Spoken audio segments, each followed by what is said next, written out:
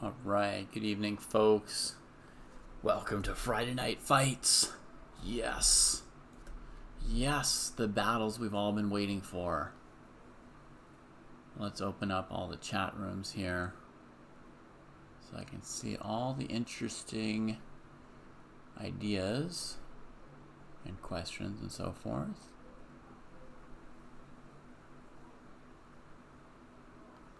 Just Dojo.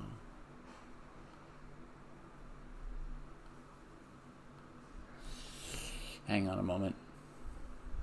I've got 2 out of 3 kids down, so I'm gonna go tuck one last little pumpkin into bed. I'll be right back, and we'll get into the commentary on this exciting French defense game, maybe?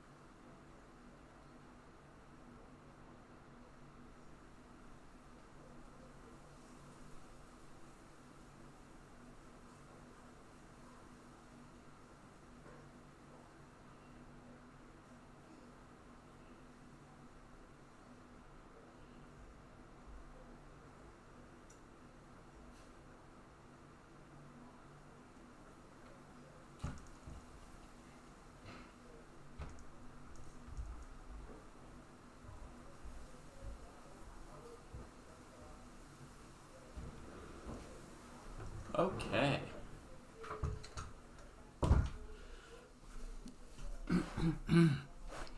Knight to g3. Shall we catch up with this game, see how they got here? French defense, we got that. Knight d2. Okay. Knight f6 and f4. Okay, this is a real line from Albin Cruz. Taking a real lock on the center here. Yeah, very hard for black to equalize the central situation here. And Rita plays a move I have never seen anybody try before here. My general understanding is that it should be really bad, so to speak. But I've never seen it, so I'm curious to see how good or bad it feels in an actual game, you know? Normally, what does black do? They play like bishop e7, f6, castle, something like that. But it's been a while since I've studied this line. It was pre-computers the last time I studied it, and it's a very, very combative and difficult variation. And black was trying weird things like g5 to undermine the center, or they were trying things like f5 when white doesn't want to take en passant, just to lock it up and keep white from later playing f5 to attack. So, you know, why not try something new to David? And maybe computers say this move's great, and I'll be able to learn something completely new here. So white plays knight e2. Often you play h4 in these positions, but maybe here black can play h5, and it's hard to keep going forward. I can see the point of knight e2. There could be positions where you play like f5, ef5, knight f4 and go after this pawn, maybe? I don't know. Hey, ZJ and Oscar. Hope you guys are doing good. I'm just catching up to the live position on this game, and then we can chit-chat a little bit, hear how your Friday's gone. So Rita follows up with knight b6. This move also surprises me. You know, even after seeing c4, because when I see c4, I'm expecting b5, b4. You know, like a full space grab on the queen side. Yeah, interesting. Instead we get a knight maneuver that lets the bishop control and stop these f5 moves faster. But what's Rita's plan? Let's see, g4, h5. Oof! Well, there goes your king side, Alvin. What? Once a month. And how sad for the people who play bullet every day and don't go up as much as you do playing once a month, huh? G4, H5. That seemed to just straight up refute Alvin here on this G4 move. Thought a minute on it. And then just, yeah, the whole king side's locked. So now what good does that space advantage do you? There goes white's position. And then spending more time just building the Great Wall of China / France in this case. Terrible. It turns out terrible. So what should white have done here? Well, bishop e3, g3, bishop g2, some moves like that maybe. When you eventually play g4, it is your main plan to play g4 and f5. But when you eventually play g4, you have to be ready to back it up with h3. This is just an absolute disaster. If h3, then black takes, right? And you can't recapture.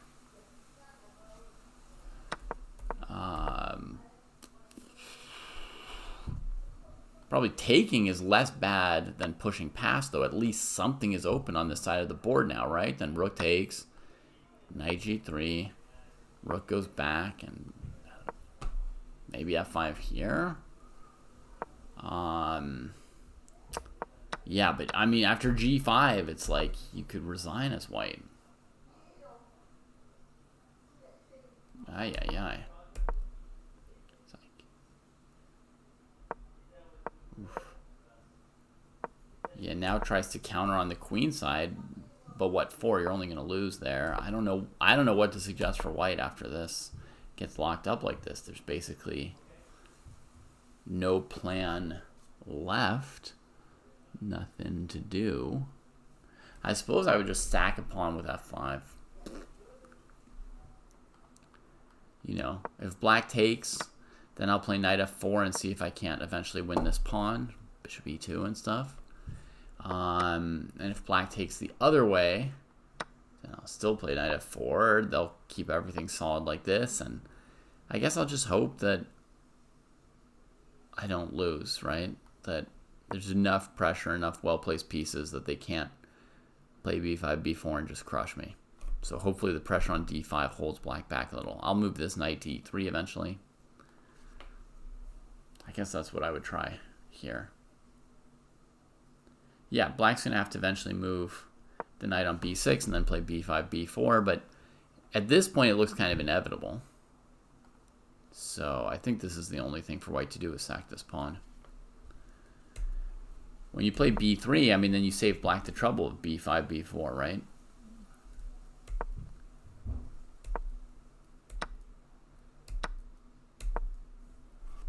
So Rita conquers the c4 square and ensures the position stays somewhat open.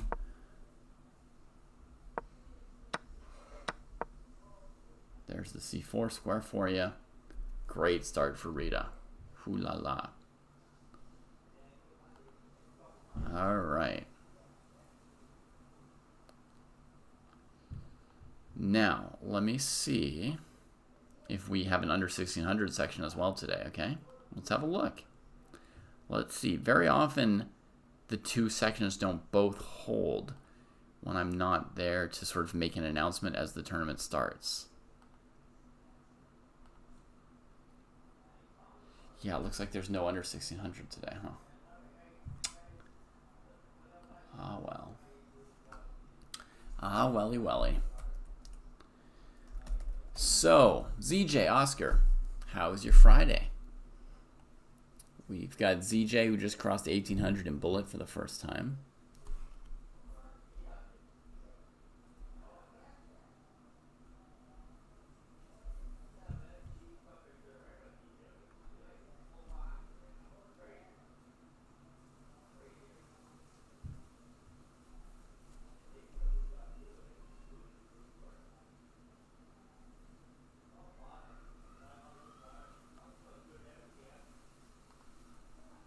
Morning, Owl.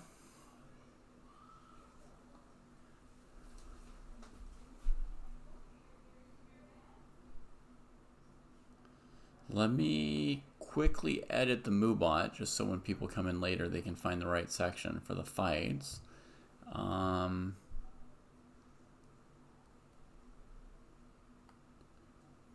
just say one section tonight, 90 plus 30. And then we'll cut out this under 1600 thing here and save. And there we go.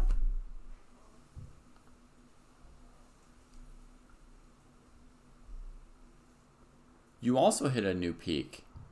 2341 in Blitz. The Attack book by Vukovic. Nice. Sounds pleasant.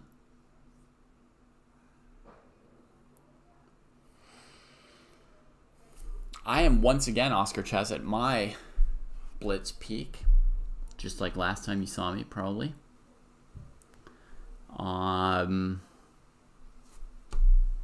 Owing to I haven't played a Blitz game in a month. Or whatever, 3 weeks, or whenever it was that I hit it.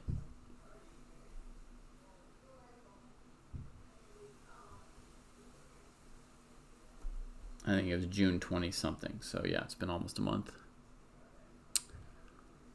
Hey, Elise. The Women's World Cup, right? I stopped watching it when Carissa got knocked out in the Rapids. She was the only person I was really motivated to follow. How are you enjoying the event? Do you have any picks? Anyone who looks particularly good right now this week?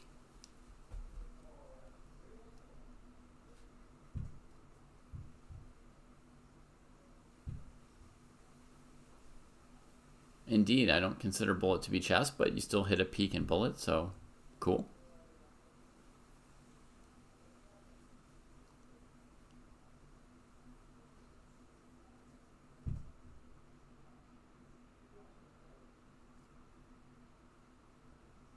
Yeah, Sveshnikov's a good choice, ZJ.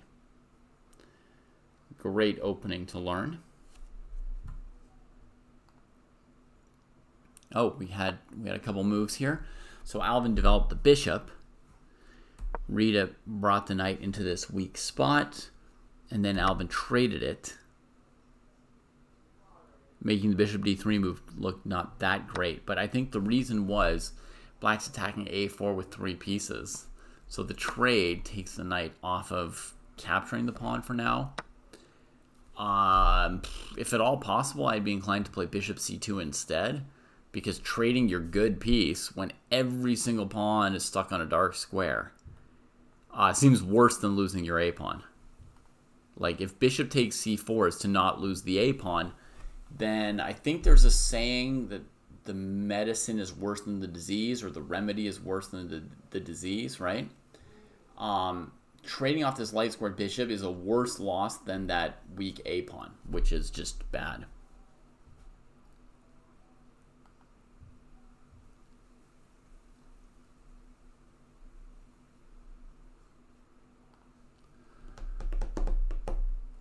I'm following the 960 somewhat. My kids are on summer vacation, so I'm not following any of these things as closely as I normally do. Also, they switched from classical 960 to rapid 960. When it was classical 960 in these freestyle events, I watched everything.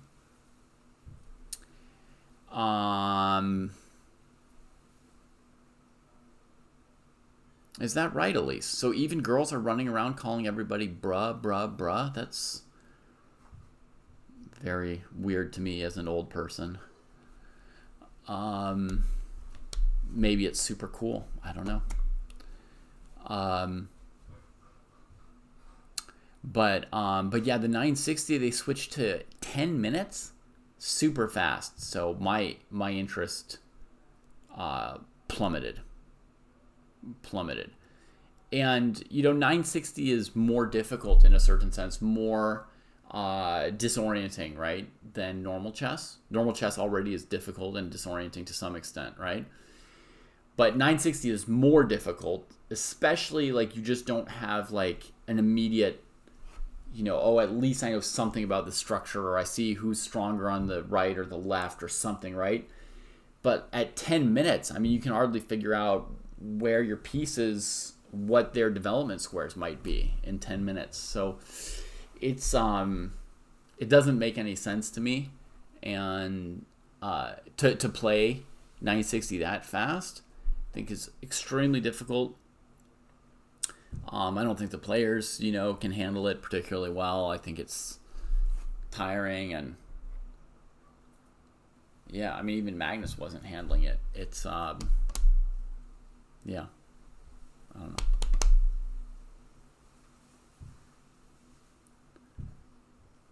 Yeah.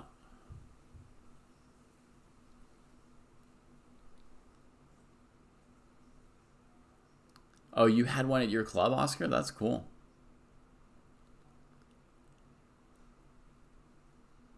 You like atomic chess. Okay. I haven't really played atomic chess since I was quote unquote a kid. I mean, when I started playing in chess tournaments, I was already 12. So when I say kid, I mean whatever, an adolescent. But yeah, I've never played atomic chess really at a quote unquote higher level, since becoming a stronger chess player. So I don't know how interesting or good or whatever atomic chess is. Oh, look at this b5 here. This pawn can't take because of the rook. So Alvin loses that a pawn anyway, like one move later, right? So the bishop's sacrifice was clearly in vain.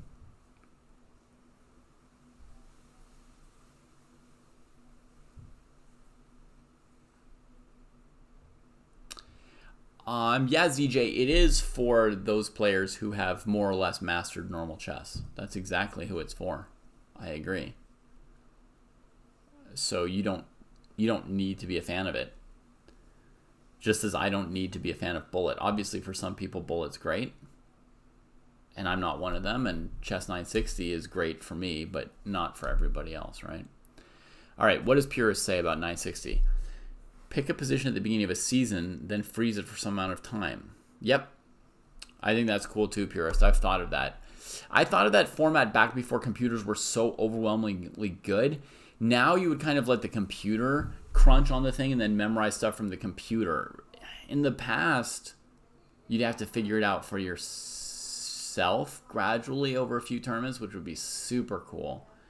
But now that the computers are insane, I'm not sure if it would make the most sense anymore, right? Because the people who are playing it are largely playing it to escape from the computer stuff, and then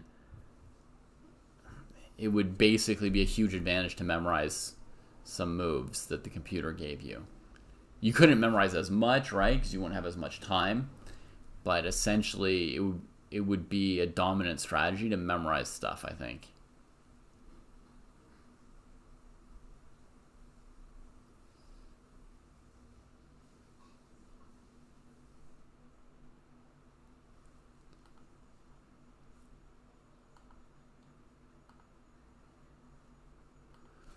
Yeah, okay, so Rita's in no hurry to take that pawn on a4. Brings the queen to bear. a4 still looks pretty dead, but I suppose it could try to make a run for it.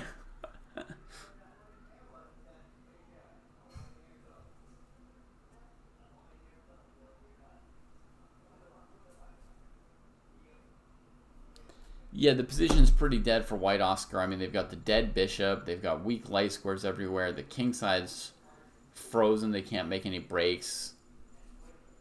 Their pieces aren't coordinated or attacking anything. Black doesn't really have anything to attack, even if white had managed to develop their pieces at some point. It's, yeah, it's a grim situation for Alvin, and it's all traced to that 1g4 move. But if your opponent's good enough, a single pawn structure mistake can decide a game. I think this game barring some kind of, crazy blunder from Rita, eventually in 2 hours we'd go back and we'd say, yeah, g4 on move 9 lost the game strategically. And partly because of the follow-up mistake, maybe after gh5 it's still just a game, right? And after g5, that's where you're really, that's where you've really thrown it.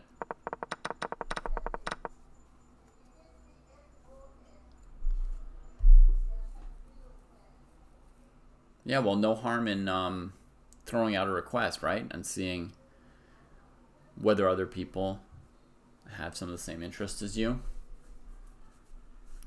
Okay, the knight retreats from g3 to cover the c3 pawn. Seems like a very good time for black to capture white's pawn. That's a strong pass a pawn right there.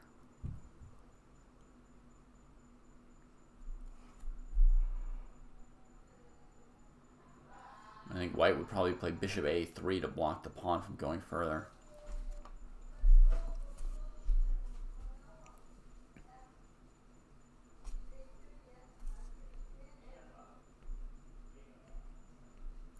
Is there no way to mess up the position or drum something up for white? Are they completely condemned to a loss after playing g5? Yeah, pretty much. I mean, I had the suggestion of f5, which might have made the game more difficult for black way earlier, just sacking a pawn so that the pawn structure is not so set. But now, having given up the light squared bishop as well, I mean, it's just been, yeah, advantage after advantage accruing for Rita. Probably takes a lot of discipline to think about your moves in Rita's situation here. When your position is just so winning and there's not much tension, hard to stay focused and calculating and, danger detectors on and all that.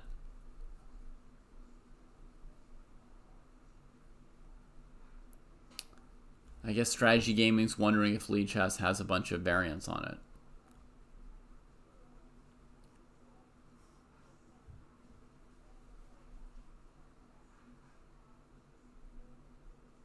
So this is the only game I saw, Oscar. Maybe another game will have started while we've been watching. Not yet. Oh, there are some games. All right. 2 new games. Beautiful. All right, we got 316 against Gilo Shigeno.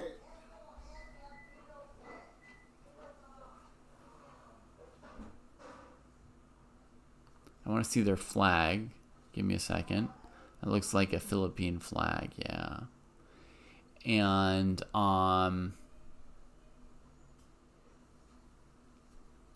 greetings, ACM. And then we've got another game here, Ho Along against Hinakaki. And has black sacked a pawn, seemingly. Well, that's interesting. Let's see what it was. Oh, it's this trap line of the Petrov. So black just sacks a pawn from the get-go and just says, I'll just play the game down a pawn. Wow. Hello, Sanyal. How is your week? Do you I don't know if I established last week whether or not you sometimes have weekends off. Do you work 7 days a week or 5 or 6?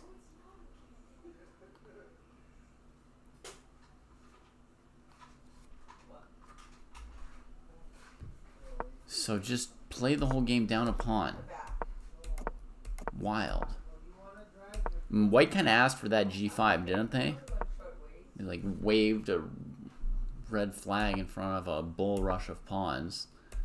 Here come Kaki's pawns. So that's going to be the beginnings of a demonstration on the king's side, just building a little bit of space and strength. You're in striking distance of the white king's castle position, but you are playing a position without queens down a pawn. It's not easy.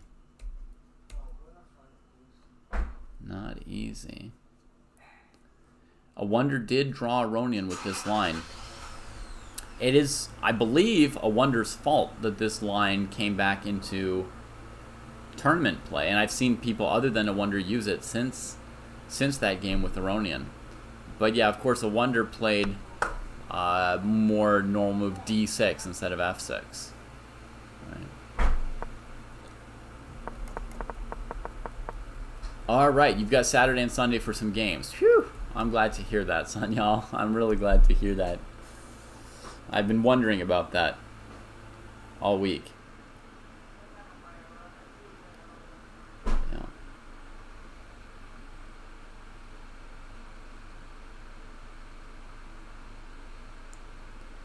So now how to understand her move here with a5.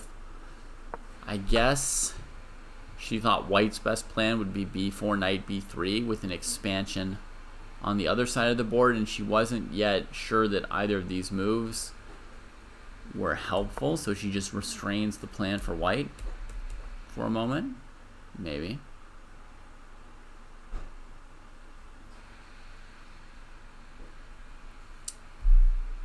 Interesting. Okay, and what were our other positions? Let me just click around between them as well. We had this one here, which looks like a King's Indian defense. Yeah. F3 variation, King's Indian. So E4 is well protected. D4 less so, because there's no knight coming to F3. Black castles, plays the normal E5 move. White locks the center. Black prepares F5. White just trades it as soon as he gets there.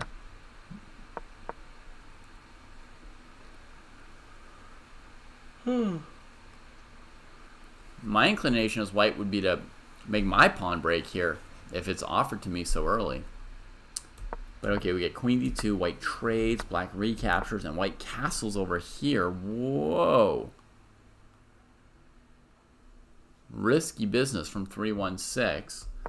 Black's got some real chances here. And I want to say not just risky, I actively don't really like this for white. I don't see the point of castling queenside here when you're already sort of making concessions in the center with ef5. They can play e4 at some point if they want to. And it's just a loose position, you know.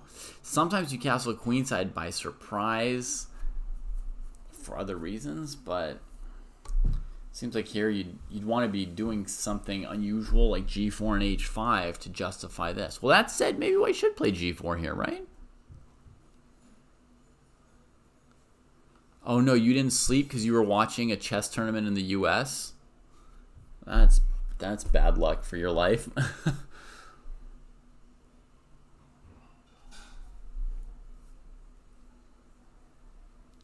a5 from black, by the way. I mean, I would consider another option here as well. Gelo Shigeno. I mean, maybe a5 is the best, right? I'm just going to mention another idea that really strikes me here is a6, b5. Like, you just play to annihilate pawns. Use this pawn as a hook, right? To open up space on the queen side. Or you could play c6, b5, since your knight's defending d6. Similar idea. Use these as hooks to open up the side of the board with white's king on it. It seems just great for black. a5 I would associate with playing knight a6 probably. And then developing the knight to one of these squares. Sorry about the arrow. To one of these squares. Like a typical plan for black, it makes sense, especially when you're fighting over the e4 square, which here we're not necessarily fighting over. But, I mean, just with the king here, I would think trading pawns on the queen side takes precedence over this plan. Bounce back to our original miserable game. So after knight e2, black took the pawn as expected, and white blockades that pawn with bishop a3 before it goes any further. And at least trading these dark squared bishops for white is helpful because white's bishop was terrible and black's was great. So it does, you know, get black castled a smidge faster, but it's a very good trade for white.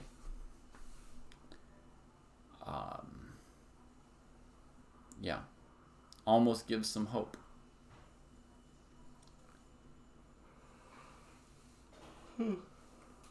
But to me, the winning plan for black is you trade on a3, you castle, you play rook fb8, and you just plop that rook on b3, make progress with it.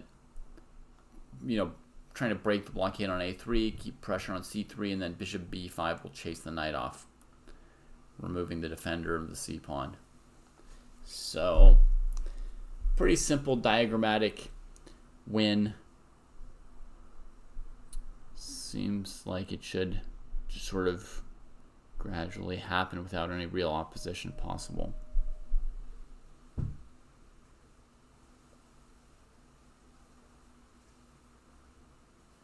Okay, but I should correct something from earlier.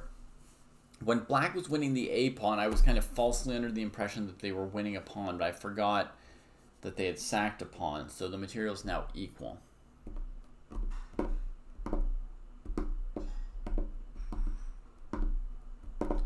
I think I would just castle here, Oscar, and that might not be correct, but I understand you're asking, do I feel like we're close to an endgame? Do I feel like the king is so safe that it doesn't matter where it goes? And the truth is, I still think white has this move f5 in some cases, and knight f4 and maybe e6. So I would rather tuck my king over here, be prepared to always play e takes f5, never g takes f5. And part of it is like my king's not legitimately going to fight over these 3 squares, which is where I'm going to win the game.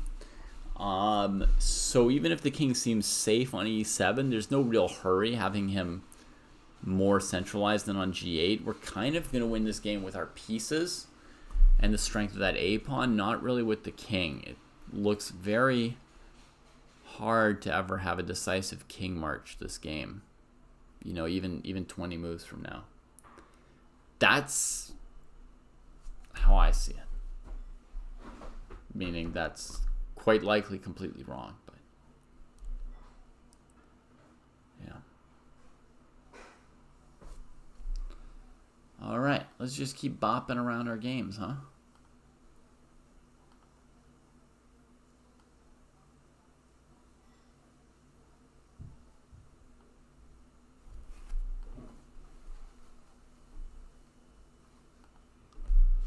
See what we got here. Bishop e3, h6, knight d2, a5. Bishop b5 looking for a trade, knight e5. A fancy move, but essentially if white takes on d7, it'll be an even trade. If white takes on e5, it'll be a slightly uneven trade, so that's not recommended.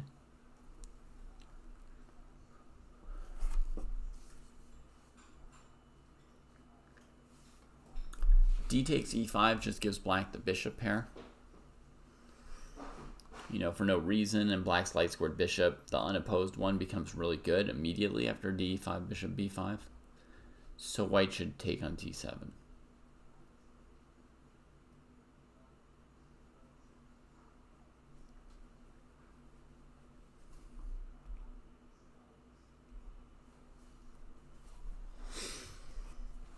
So the last couple days, I've been looking at some games of Mikhail Tal. That was fun.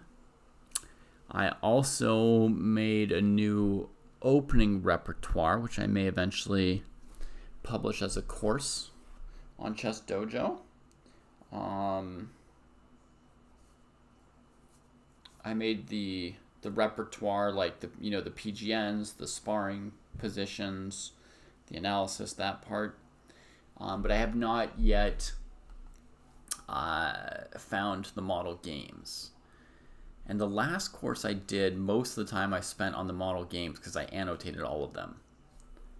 So I found somewhere around 15, 16 GM games and annotated them, and it was whatever, between 2 and 10 hours per game to analyze and annotate them, because some of them took me like really a while to get into them. Some of them I even had to spar positions from the game to really get at to then be able to use that knowledge for the annotations. So if I want to put in a bunch of really quality model games, then I'm nowhere near finishing the course.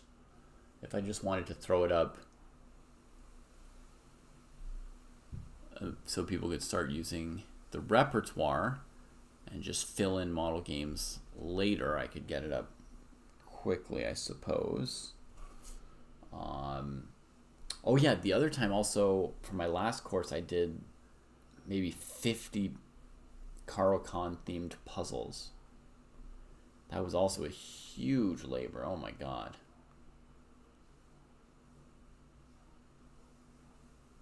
Yeah, that was another 50 hours or whatever making those puzzles. So I guess I'm not very close to having a real course that I would be proud of.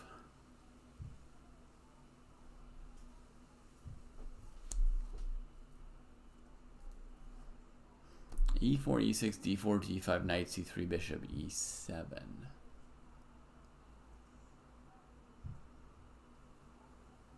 Seems fine, ZJ. Offhand, I don't see any way for white to really take advantage of it. Like a way to try and show that your variation's not good. I don't see anything. If white plays something like knight f3, then you get to play knight f6, and e4 is not holding so well, and the position already doesn't look great for white. But if they play f4, to be able to answer knight f6 with e5 in a normal Steinitz position, if they play f4, you play d4 there, and you play d4 French, where they've played f4 really early, which looks out of place. So the most obvious moves for white don't look that good. The next most obvious move is like bishop d3, which I think also is not that good, though I haven't already refuted it. The idea I have for white, ZJ, the first idea that actually seemed potentially good for white, would be after you go bishop e7 to play bishop e3. And what I'm preparing for with that move is that when you go knight f6, I'm not going to push e5, I'm going to play f3. And then your bishop e7 move might be a little too soft for you to have like an easy way to crack at my center. You know, so that has some potential for white to hold e4 and d4 and get a good development. Because imagine you played knight f6 instead of bishop e7 and white played f3. Weird move, right? You would then play bishop b4 almost certainly in one swoop to put that pressure on e4. And you're going to be trying to come very aggressively at white's position. You know, if they go bishop d3, you play d takes e4, f takes e4, queen d4 maybe. So, yeah, so bishop b4 is going to be impactful there. But having already played bishop e7, this seems plausible for white to go bishop e3, f3. If you play an extra move to play bishop b4, now I could go bishop d3, and I seem to still be holding e4 and d4 for now. And now you're getting to territory where you have to justify moving your bishop twice, and it's getting less and less likely that you'll be able to stir up an early fight that really favors you. So that's the best I can find in terms of a logical reaction to it. But it also gives me like the thought for a cool puzzle, because knight c3, bishop e7, that's already an interesting puzzle for a student, right? You ask them, what should white play? And it's already a question where they have to reason for themselves, right? And it's not obvious. Trying to figure out like what are the pluses and minuses of bishop e7, what's the most logical approach for white given that.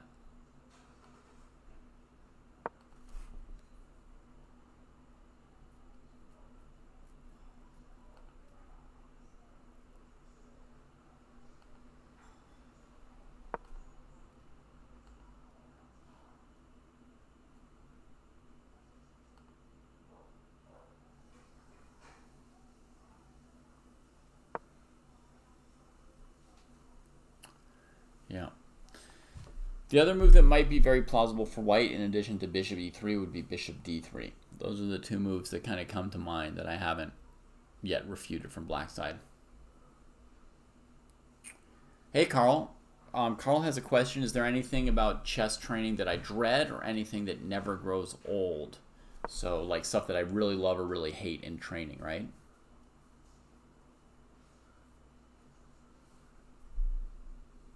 Wow, you go G5 that early? That's a slam bang of a position. Wow, exciting. So currently there's pretty much nothing that I dread, Carl.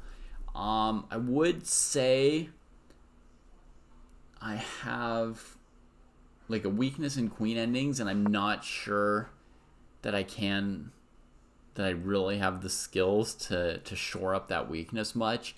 And like my appetite for studying queen endgames is maybe not the highest. I just did the chapter in Van Perlo's Endgame Tactics on queen endings, and it wasn't that challenging or interesting. I definitely didn't dread it, but I feel like it didn't really cover my problem in queen endings, which is calculating positions where the king moves 17 times while being checked 17 times, and finally, through some intricate series of moves, the opponent runs out of checks, and then you get one move to advance upon or to reposition your queen, and then another 10 checks follows.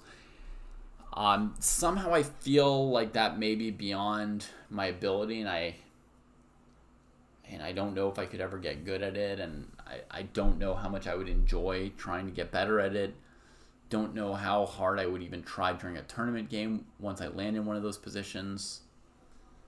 Between my natural mode to just switch into working really hard and the fact that I would just feel helpless and like I am just guessing the move no matter how long I think. But I don't dread studying them. Just not convinced that it'll ever help me much. So no, there's nothing that I dread, and things that never grow old is basically everything. Yeah, I'm just at a really good point in my chess right now. There was a time in my, in my 20s where I probably played better, but I don't know if I enjoyed it more. I really enjoy it now. Today I was looking at some games of Mikhail Tal's. Yesterday some games of Mikhail Tal's, as I mentioned a few minutes ago.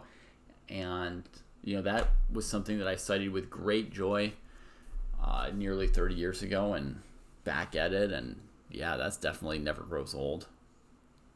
Let's look at some of these moves between Hoalong and Hinakaki, huh? Rook endgames are awesome, ZJ. You'll figure that out at some point. So we had the bishop trade on d7. And then white goes for b4. Why does black not play a4? That was her whole thing earlier, was to prevent this b4 move. But she just allows it and gets pushed at by white. Now that a pawn that falls later, well, white's already got that space advantage, which means that if white later plays this knight maneuver, that pawn's way outside of the safe zone, right? It's going to be hard to defend.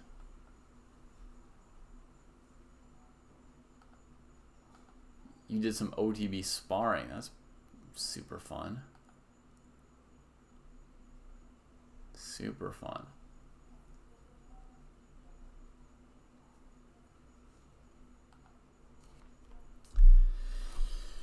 So what's black going to try? I mean, if they go into the weak square on c4, it looks like white can trade and then play rook c1, and the pawn on c4 will be lost. And if black retreats, and knight b1 to c3 looks very strong.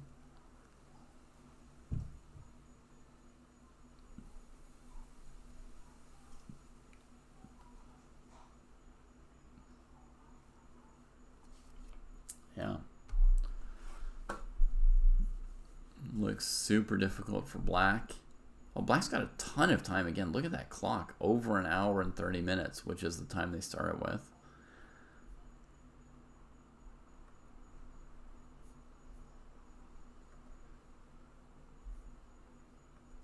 All right, look at this. After a5, 316 did kind of what we're talking about. Pushed all the kingside pawns. And now considering recapturing or maybe pushing g5, which can sometimes be even stronger. g5 looks great here, right? I mean, if the only move I see is knight e8 in response, and if g5 forces knight e8, then g5 is great.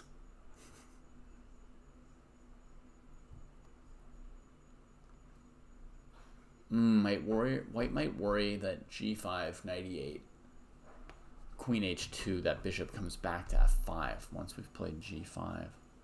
He can come here and here.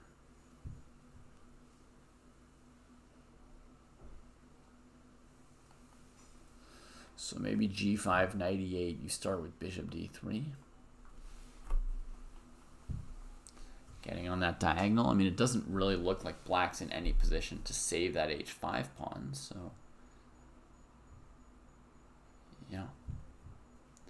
Yeah, I mean, you have to play g5. When you see that it sort of traps this knight on e8 for such a long time, that's just going to completely ruin black's ability to maneuver.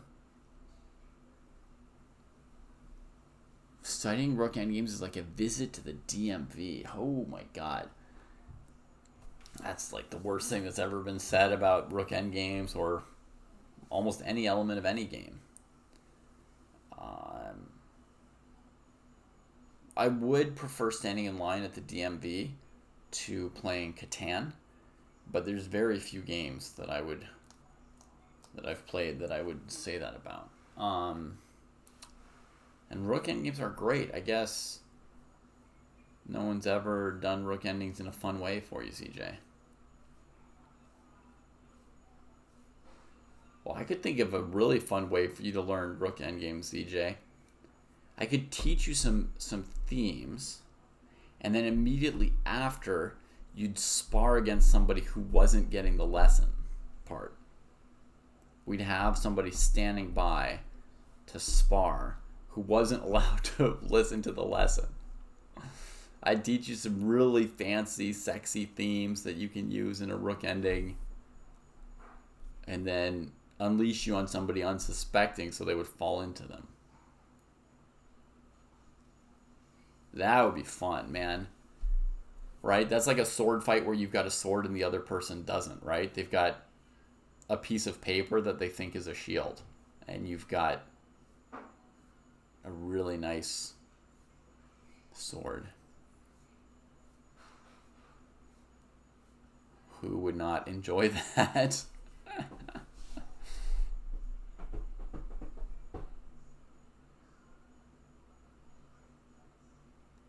Long think, good thing, 316. I'm glad you're thinking about this.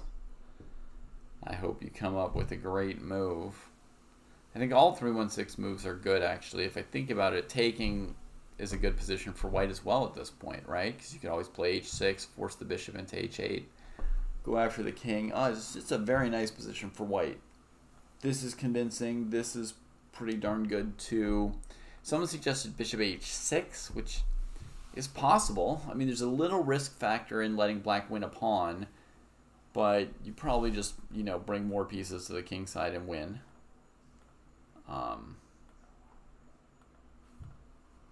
So, yeah, probably lots of good options for white. Let's see our other games here. And also just make sure there aren't any other games that have started that we didn't notice. G takes h5. Okay. Interesting.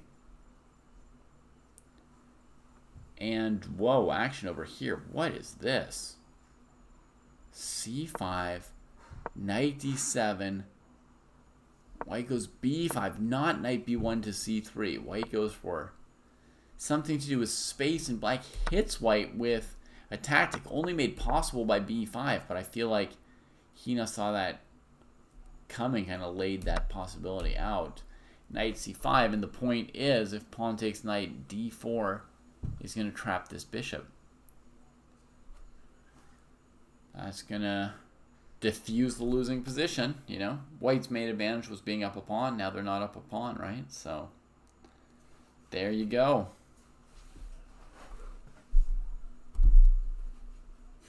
Technically, if we take on c5 and black plays d4, could white maybe stay up a pawn there? Nah.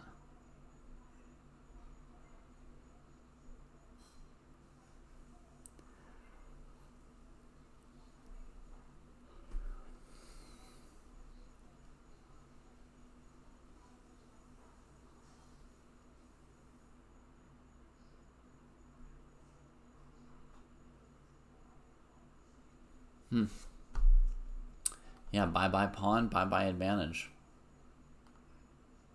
Alvin and Rita. Bishop a3, rook a3. This is where we were at the position. We're saying black could trade and castle.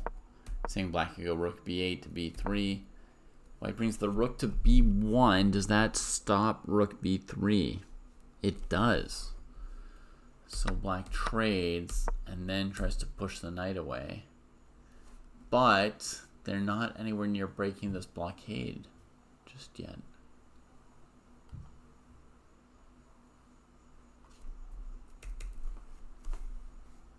Okay, so a little work left. Let's see right here. What would I advise?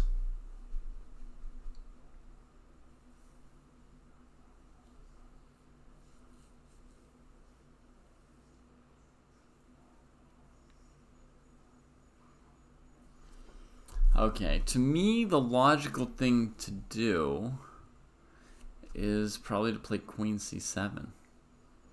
Preparing rook b1, queen b1, rook b8. You leave the bishop to defend this pawn, and that means you play with your rook for the open file. Some things that I considered that didn't work as well, like here, here, here, you have to calculate queen b4, and then queen sort of gets into your business. I mean, maybe it's still great. Oh yeah, because we're threatening rook e2. That actually evicts white's queen because of the threat of rook e2, king e2, bishop b5. I hadn't planned that in advance, but it's probably enough to win the game here. So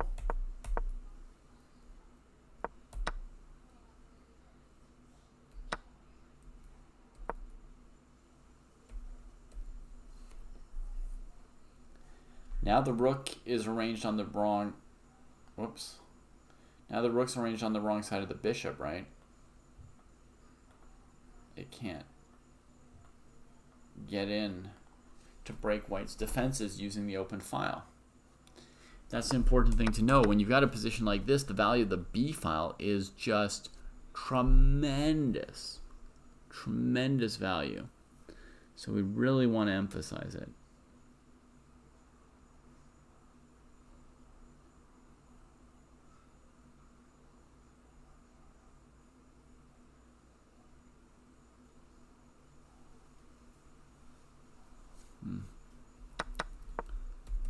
Okay, so that's how it goes. Alvin's knight seemingly needs to move. And not to c1, because that would allow queen f1. Yeah, Rita's time usage is great. Just making no mistake, you know, always thinking. So the knight should probably go this way.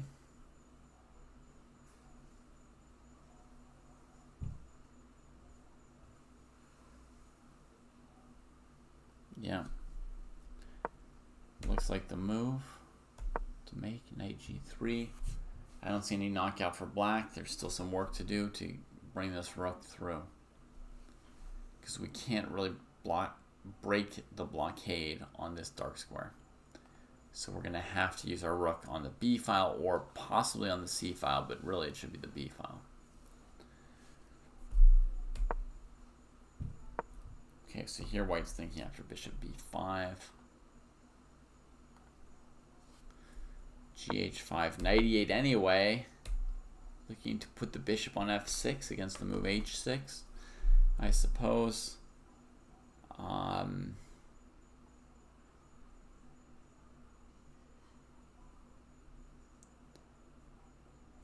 White, there's no need to rush h6.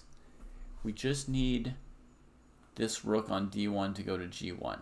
That's the crux of the position. So that means the bishop and the knight just need to get out of the way the best and the fastest they can.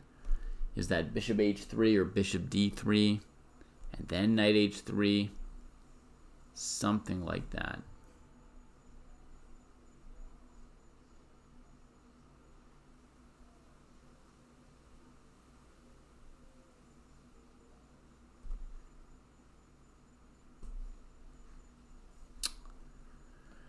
Bishop h3, bishop d3.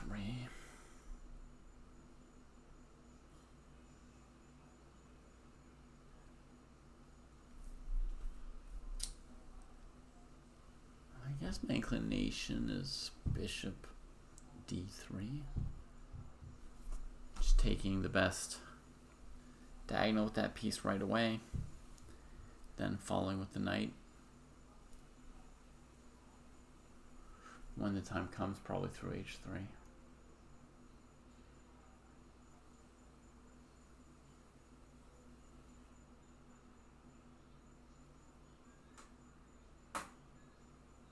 Well, that works, Oscar. Saves you all that labor. I'm going to be right back. I'm going to go grab, like, I don't know, maybe a chocolate chip or something to keep me up at night.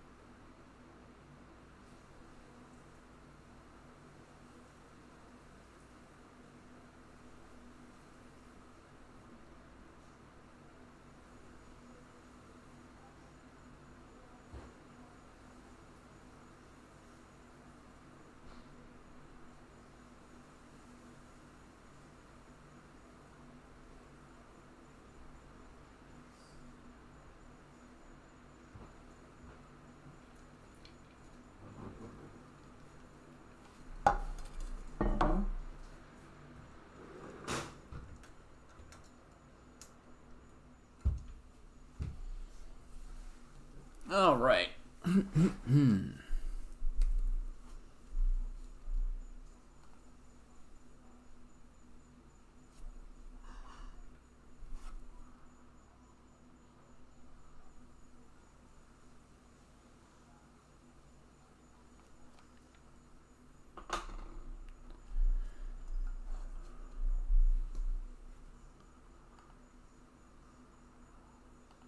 Knight c5. Rook c1. Interesting. I didn't see that move coming. And black just leaves the knight there. That's really brave.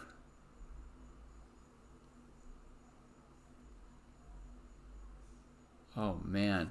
You know, that pawn on a3 is pretty weak now that the c5 pawn's gone. I mean, if I were black, I would be so satisfied and just inclined to step away.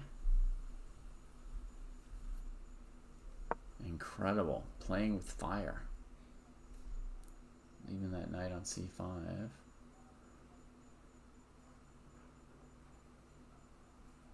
I guess white can't take on c5 with the knight. White could take with the rook. White could take like this, and then maybe play knight f1. You have to take back your piece. Play knight e3. Now the rook's defending the pawn and the knight's out. But after rook d2, feels like black's got enough counterplay again.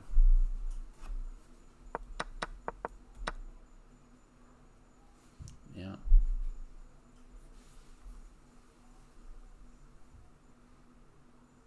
Jeez, my mouse is not working.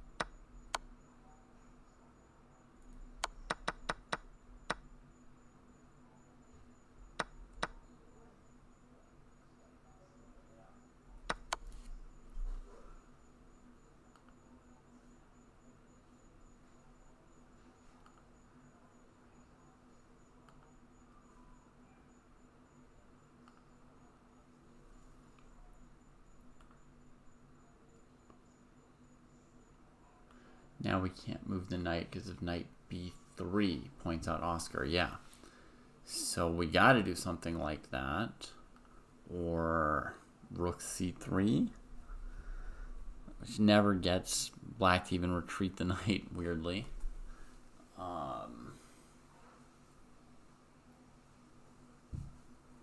Maybe white could play pawn f3.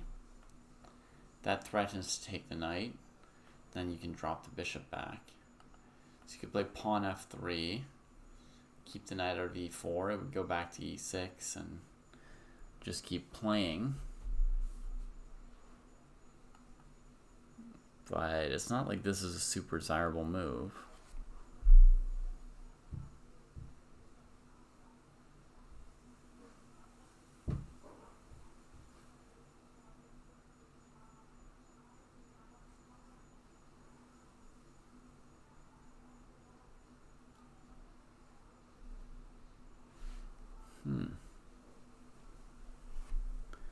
Very confusing from the white side this game. Weird how that knight on c5, you could be worried from black side, but actually somehow from the white side it's just disorienting that they're leaving that knight on c5. I don't know how to play the position. Freezing my knight on d2. Bishop on e3 can't move. Weird.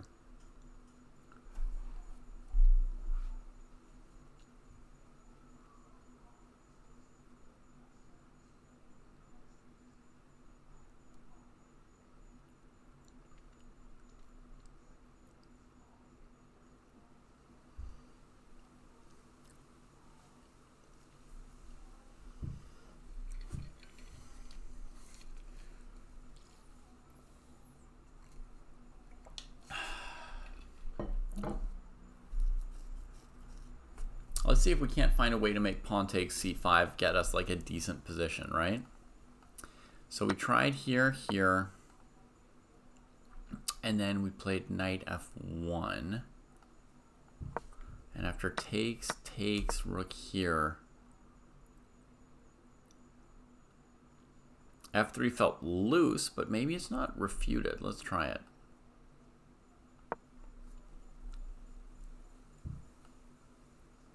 Here, knight d5 looks playable. So let's try here.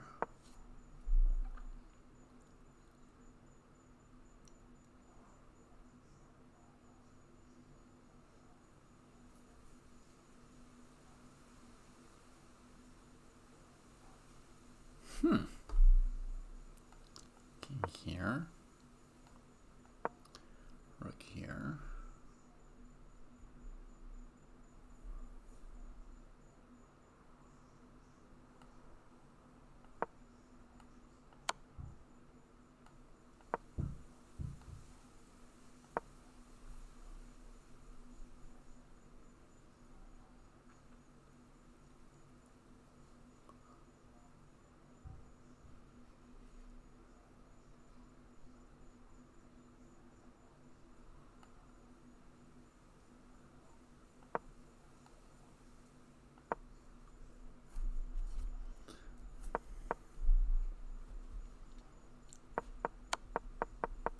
Yeah, it does feel loose for white. That knight's getting chased around. Black's rooks are super active.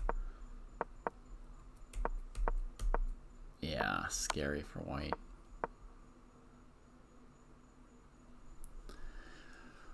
If I ever go rook d1 or rook e1, I drop the c5 pawn, and otherwise, yeah, what am I doing?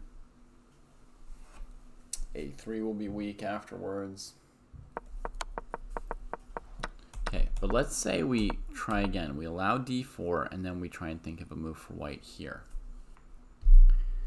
Knight e4, knight f3. Bishop takes d4?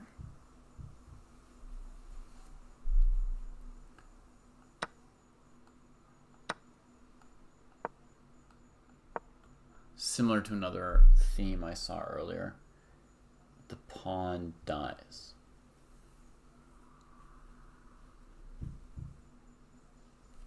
So it's not good for white.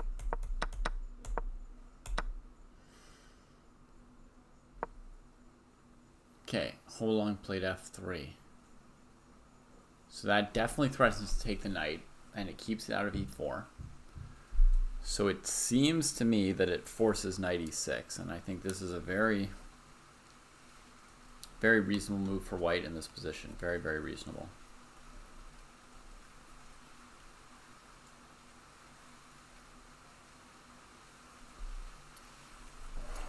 And there's knight e6 played. 1 second, what is this?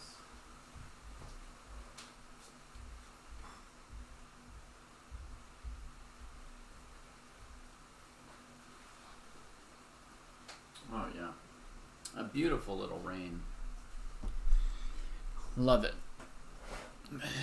Love it.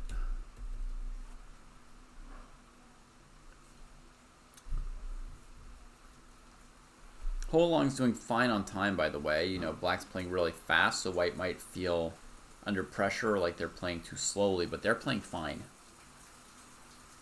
Using about the right amount of time for the position here.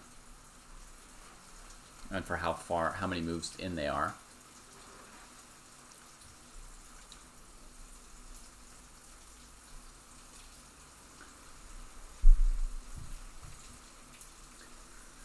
So now I guess my priority would still be to bring this knight here.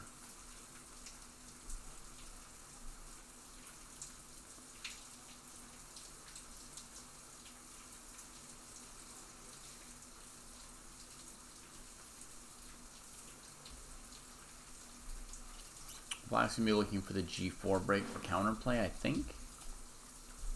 But I don't really see a way to stop it.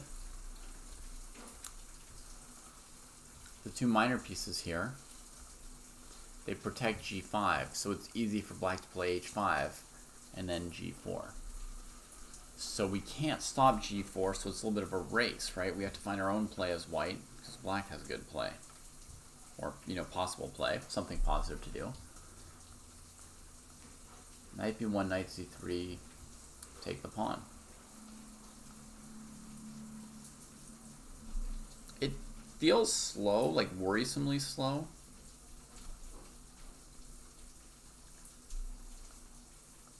But see the predicament of the rook on a1? This is a real problem / agony for white. This rook on a1. And I mean, you could play knight b1 and then just bring the rook out and leave the knight on b1. That would be a little bit faster, but knight on b1 obviously is not great. It's better than the rook on a1. but it's certainly not good. So the permanent solution to that, which takes a lot of time, is knight b1, knight c3, knight takes pawn, and then the knight can go to c5 or back to c3, and the a pawn can finally push. It takes 1, 2, 3, 4, 5 moves to protect that a pawn, and then, then the rook can think about coming out. But you do win a pawn during that time, and oh gosh, h5, g4 takes 2 moves, huh? Compare to that. Let's try out a variation.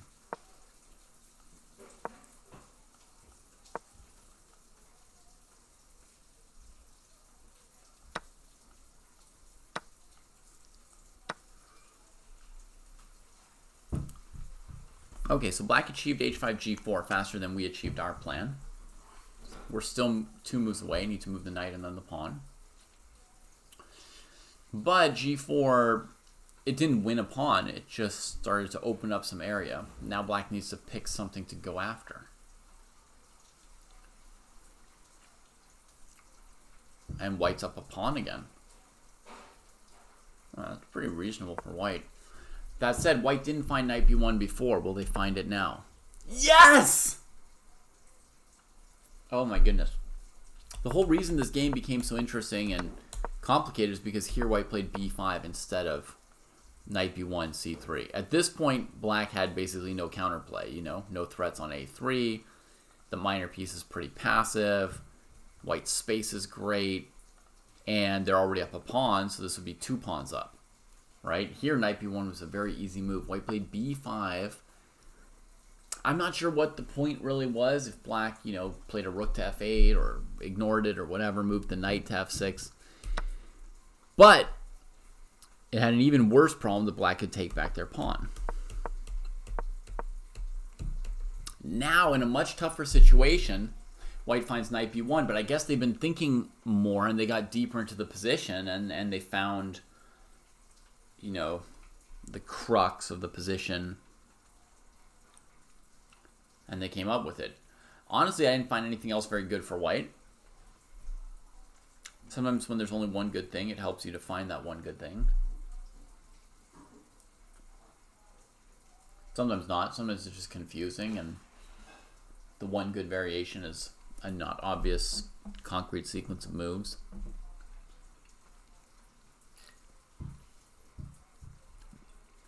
Hi, Nickel Alloy. How are you?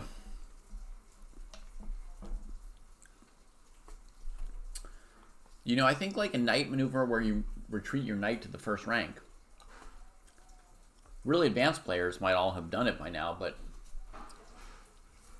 for some people, that's like a lifetime achievement to unlock like a very good retreating knight maneuver. Personally, it took me a long time to get comfortable with knights. It's been like my worst chess piece my entire career, pretty much. My opponent's knights would suddenly pop up on squares I didn't see coming, and I don't just mean like blundering forks, when I was really bad at calculating. I mean sort of positionally, I didn't know where to put my knights. I would go on a maneuver that was too slow, or I wouldn't see my opponent's maneuver coming, or I wouldn't see some little pawn move that changed what was or wasn't a good square for a knight. You know how the knights, like, they depend a lot on the pawns to kind of set up their squares? Like sometimes in this King's Indian kind of structure here, you have to play a5 so you can put your knight on c5. And there's this whole play between the a pawns that happens, and all this play is around black being able to set up a knight on c5 or not, right? So I just always found knights really tricky, and I found this one amazing maneuver in the Benoni. When I say I found it, like I read about it, I saw it in an example. There's a maneuver in the Benoni that's very, very good in a certain kind of Benoni, which is like ef5, gf5 kind of position, right?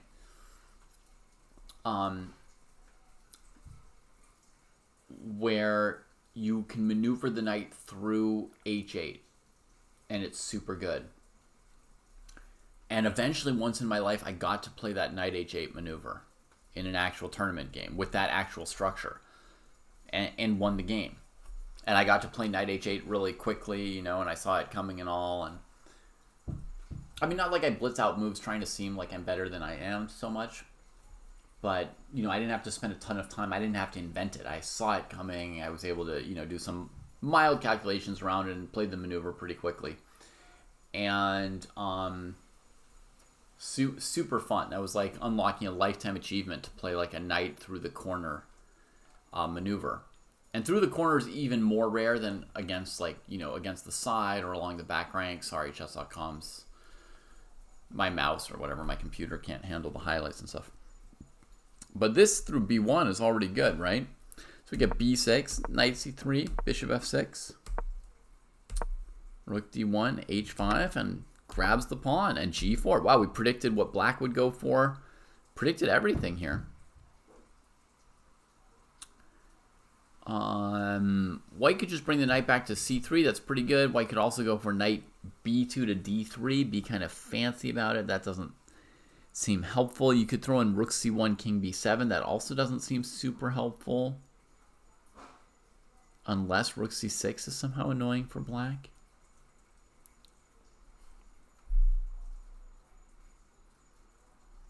Yeah, knights are super tricky, ZJ. And, you know, I was finally, you know, I spent a couple of years working very, very slowly through about a third or maybe a half of Averbach's book on knight endgames. And I feel like that's finally making my play with the knight in the middle game and elsewhere better. You know, Nickel Alloy, I would have thought that I could beat Leela or Stockfish with rook odds, except I recently heard that Hikaru... Right? That Hikaru lost? So that tells me that I can't. That calibrates my answer. Is the sacrifice on b6 bad? Yep.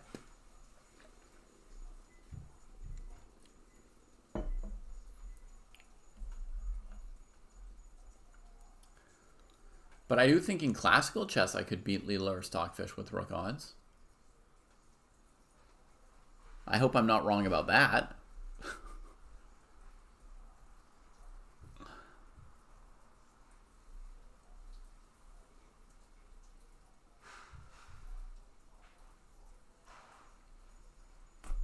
I mean, I'd like to think I could beat a computer at knight odds in classical.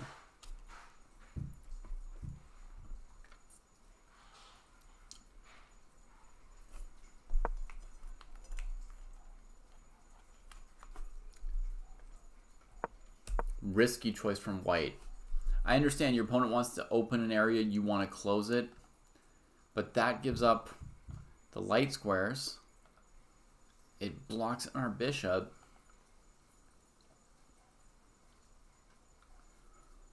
Huh. Does that sound? If bishop here, you go g3. Maybe black just plays h4, anticipating when you go g3, they'll be able to open up white's king a little bit more. We could also see knight g7. Yeah, that's a perfectly reasonable maneuver right here. Knight g7 to f5. It's just, yeah, you take the pressure off of f4. If you tag f4 at some point, that could be worth something.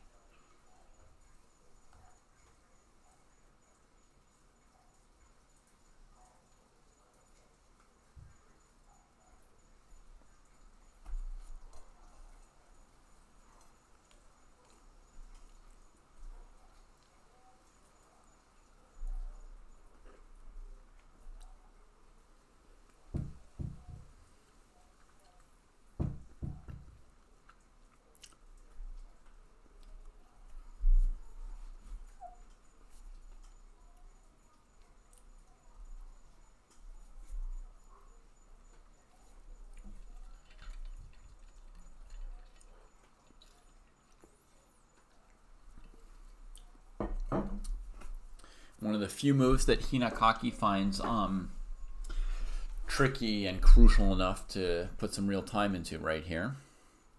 Props to Ho Along on this knight b1, knight c3, knight a4. That was great.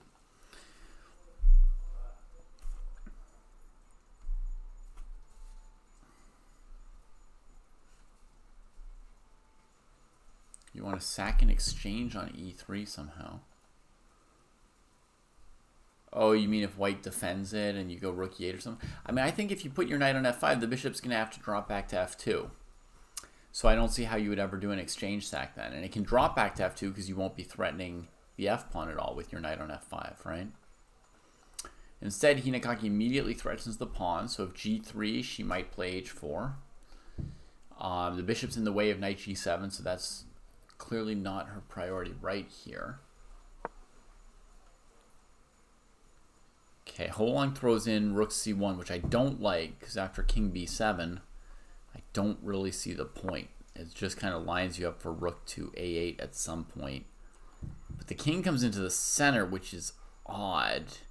She wants to defend the knight and keep the king centralized. The thing is, this is a little bit weak, so now knight c3 becomes better. I guess the king will just keep coming up or something. Crazy stuff.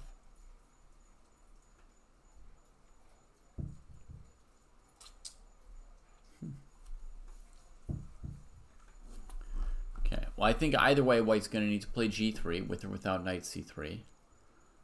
I guess I would play knight c3 first here. And then after king d6, play g3. And we're going to glance at the other games. I know a lot of action in 316's game. In fact, 316 has already won the game. Wow, that happened relatively fast. Let's just check on it. So here was queen g2.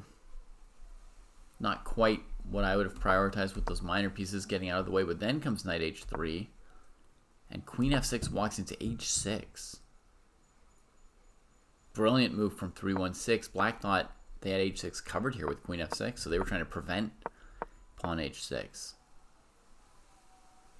But I think correct would be something like rook g8, right? Because white put a queen here instead of a rook. So then you just say, let me defend this file here and, you know, keep white from making any threats like that.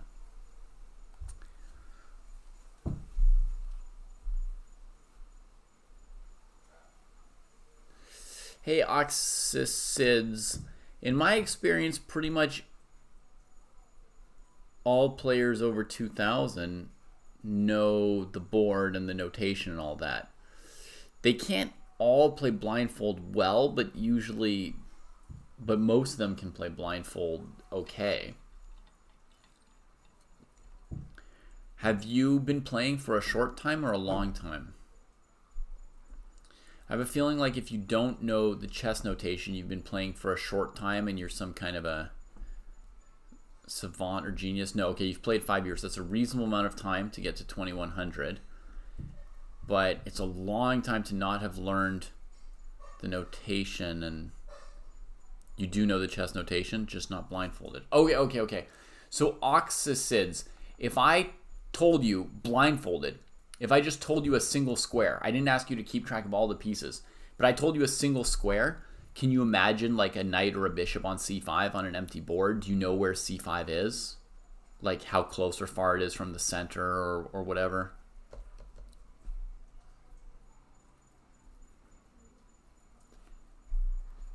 Could you tell me, like, you know what squares a bishop on c5 can attack or a knight? Great, you've got it. It's the square for the Sicilian. Perfect. Yeah. So that's why I would have been really shocked if someone after 5 years didn't know the squares, Oxycids, because normally every square on the chessboard has a story about it, right? Like e4, best by test Fischer, right? e4 is also the square where after e4, e5, knight f3, knight f6, and the Petrov black counterattacks your undefended e4 pawn, right? F7 has certain stories associated with it, right? Like the Scholars Mate of queen h5, bishop c4, queen f7, but also like the two knights defense, knight f3, bishop c4, knight g5, right? Or the fried liver when black plays d5 and white sacks the knight on f7 at some point. Like every square on the board should have some stories to it. And once you've played for a few years, you've seen a bunch of those stories, right? You might not remember all of them, but you start to know, bishop b5 is a square from which you can check a king on e8 or something like that, right? So you start to know a bishop on b3 or c4 is going to be on the diagonal that leads to that f7 square, right? So basically, over time, you should have an idea what's going on in these different squares, the way you said c5 is the Sicilian square. Then an important question, I think, to consider before deciding whether or not you can play blindfold or how to learn to play blindfold, which you don't need to be able to do. But an important question is, do you see images in your head? Because a lot of people don't really visualize. I'm finding that there's a decent number of people who, like me, don't really see anything in their head. So then you'd have to keep track of where things are in a different way. Some people can just picture a full chessboard in their head, 16 white pieces, 16 black pieces on the starting squares, and then they can just move, d4, d5, c4, e6, queen's gambit. They just see the whole thing.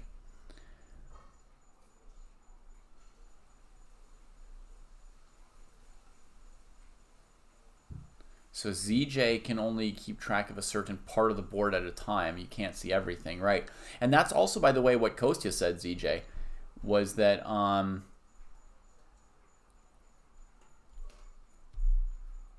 oh, Alvin, did your game just finish with Rowdy Rita? Yeah.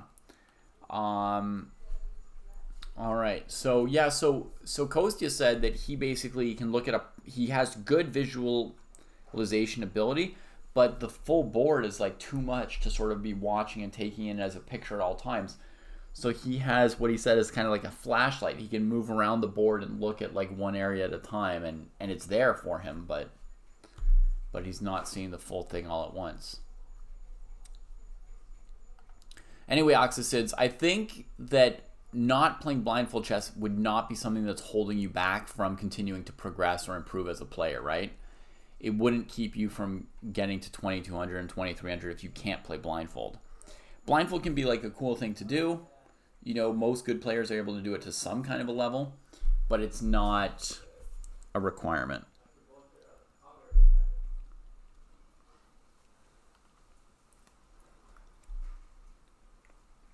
And if you want to be able to play blindfold, I know that you could learn it. If you have some real interest in learning blindfold, you could learn it. But if you just want to keep getting better at chess, it's not something you need to do. Yeah, nickel alloy. So there's all kinds of levels of visualization. Some people like see super crystal clear. Some people see little bits and bobs. Some people see it, but it's kind of blurry. If you can visualize, but it's blurry and unclear, you can probably get a little bit better at it and use visualization to play blindfold if you want.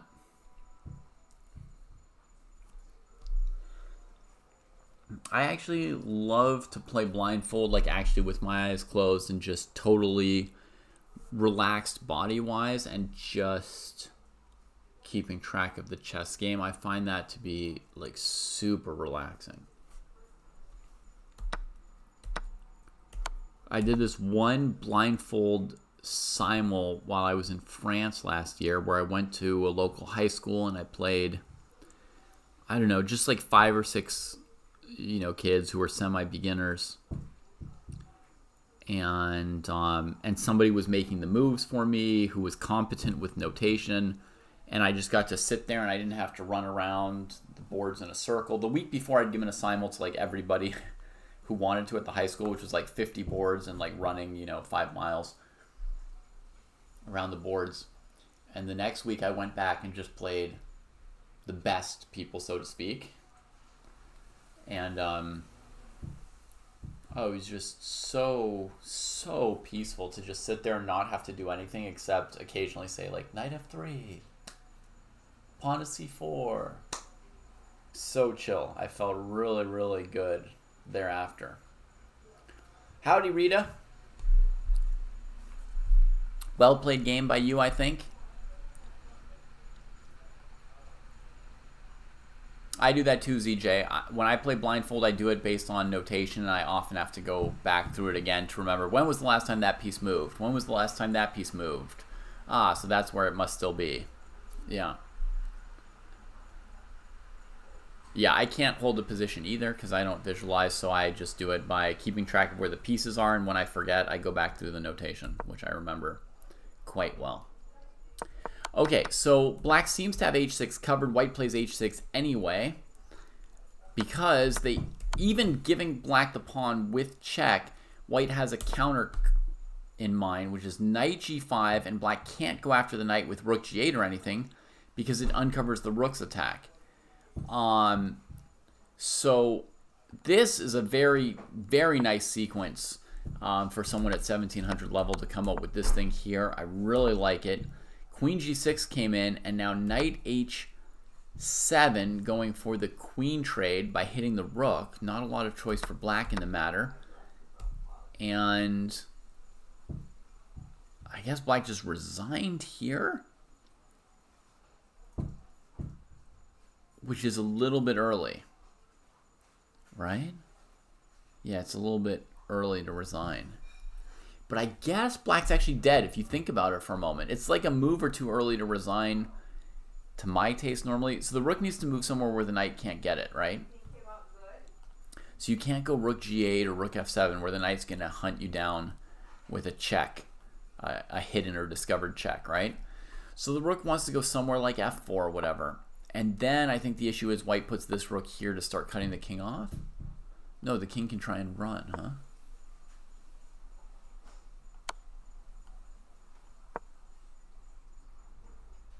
That's not completely winning either. Yeah, this is really early to be resigning.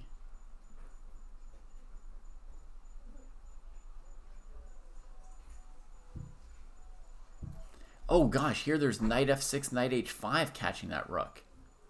So even here the rook didn't get away.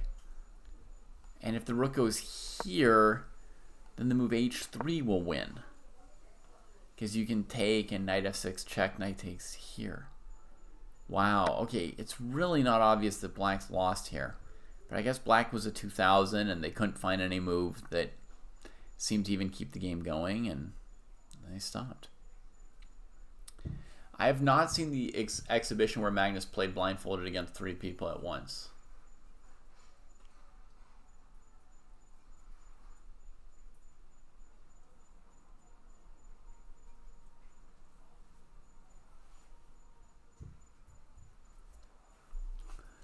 Okay, so that was very nice from 316. Wow, and like suddenly black's just dead on move 20. Equal material on the board and all, right? Fantastic. Fantastic achievement for 316. That's got to feel good. Then let's see the conclusion of this game that we've been watching before. Notice the black king didn't really come out to finish it off. How did this one go? We were here at bishop b5. Knight moved away. Yeah, and black's not really doing anything. So it's not that easy, right? The bishop got in the way of the rook. Black got the pieces mixed up for a moment here. But white goes into this endgame and black takes an open file. So this is really, I think Alvin's playing another game now. On to the next game probably. But whether you hear it now or later at some point, Alvin, this queen b4 move is kind of like suicide. I guess you're feeling you can't do anything because the queen and bishop are cutting off your knight, so you want to do something. But it's true, you can't do anything. You just have to wait. You just have to wait. Let your opponent find a way to win, you know, prove that they can do something. So you just have to shuffle. You use something like king e3, king f2, whatever. Especially when your opponent played a move that threatens nothing. You have to just sit there. But this is going to be suicidal, this switch in the position. Now that rook can come to c4 or c2. It came to c2. And then just queening, yeah. So that was suicide. I mean, you see how quickly black wins after the queen trade, right? It's like 2 moves. Rook c8, c2, and white can resign. They're down a queen. So, yeah. So, suicide. Queen b4, suicide. see if we got any other games here. You miscounted the squares and you thought you could queen at the same time. But you know, this situation was hopeless with or without that exact queening scenario, you know? Like right here, if taking on e2 doesn't queen first for black, Alvin, black could play rook b2, rook takes b4, and win gradually like that. Black could play a3 here, just queen the pawn, and if you ever take the pawn, then they go up a knight. Black's winning any which way after you trade the queen here.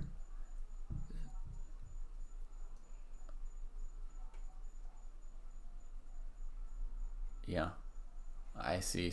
I've found 7 different methods already to win for black. So, right, a3 wins, rook b2 wins.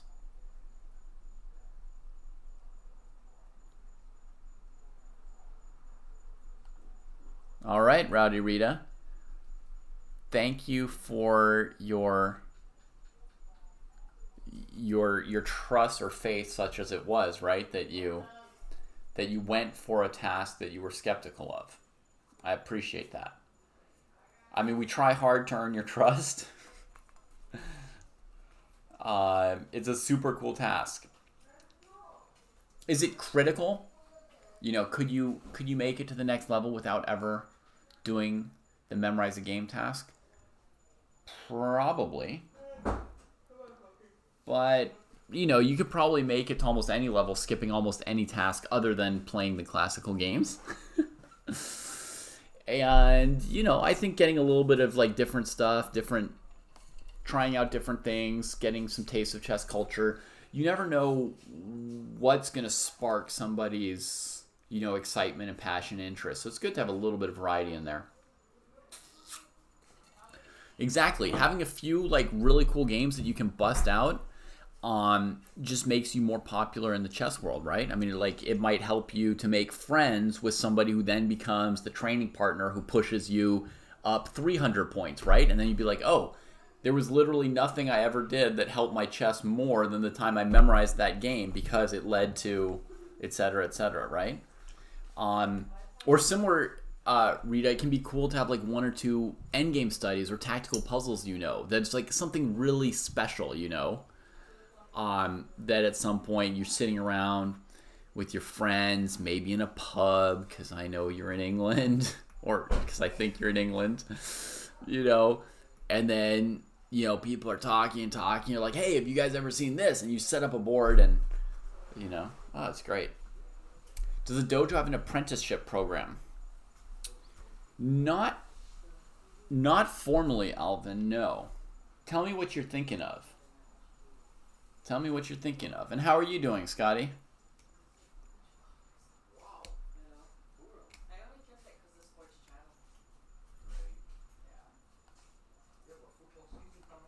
So this is the one live game I see right now. I might be missing stuff, but let's see what's happening in our live game. Oh, the black rook got into a3. So we were here. Knight c3, rook f5, g3, bishop h6. That's weird. After that, pawn's super solidly defended, and this bishop seems to be doing more here. Knight moves away.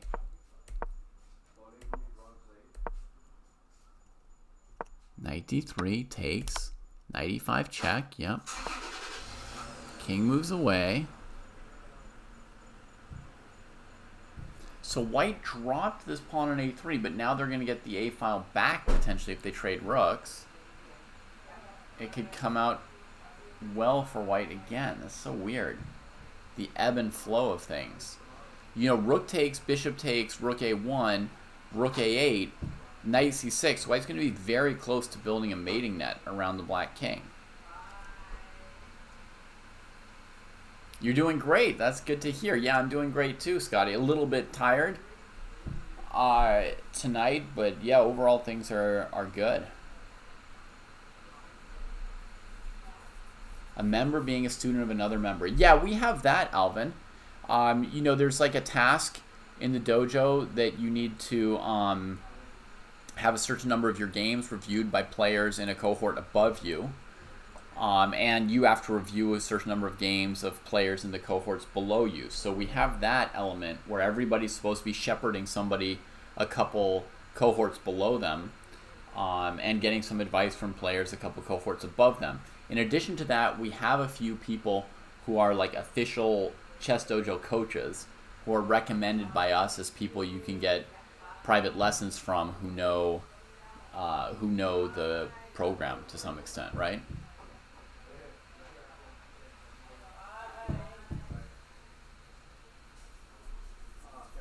Yeah, I think you would just send them a message on some form, on their chess.com account or their Elite Chess account or their Discord or something. Do I can recall or say the notation of the Morphe opera game from memory? Sure. Easy, ZJ. Easy. That's like the most memorized game in the world, other than maybe Scholar's Mate. I know that one. E4, E5, Knight F3, D6, D4, Bishop G4, DE5, Bishop F3, Queen F3, DE5, Bishop C4, Knight F6, Queen B3, Queen E7, Knight C3, C6, Castles, Queenside B5, Knight B5, CB5, Bishop B5, check, Knight BD7, Rook D7, Knight D7, Rook D1, Rook D8. Wait a minute. The Queen was still on E7. I skipped Bishop G5, sorry. I was going very fast. Bishop C4, Knight F6, Queen B3, Queen E7, Knight C3, C6, Bishop G5, B5, Knight takes, Pawn takes, Bishop takes, Knight BD7, Castles Queenside, Queen E6, Rook D7, Knight D7, Rook D1, Rook D8.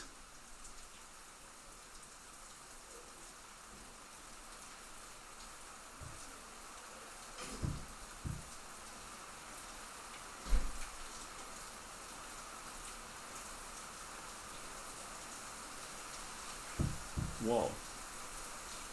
That's loud.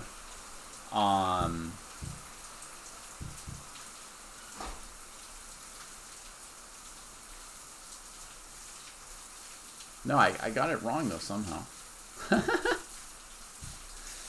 Alright, I have to slow down then. Bishop B5 check, Knight BD7, Castles Queenside. Maybe Rook D8. Yeah, it's Rook D8 first, then Rook D7, Rook D7, Rook D1, Queen E6, Bishop D7, Knight D7, Queen B8, Knight B8, Rook D8, mate. You got another player? You got a game against a titled player, Alvin. That's great. The opera game is one of the best games for teaching beginners. Yeah, super cool game. Super cool game. It's both like crystal clear and super flashy at the same time, right? Like it's very, very clear on like the principles it's teaching you. The story's not so complicated. At the same time, it's like mind-boggling and beautiful. And often like beautiful games are a little too complicated to teach beginners, right? Super flashy games will have like too much calculation, or the themes will be too complicated. There's nothing muddled about the opera game, right? It's like a salad with 3 really fresh ingredients.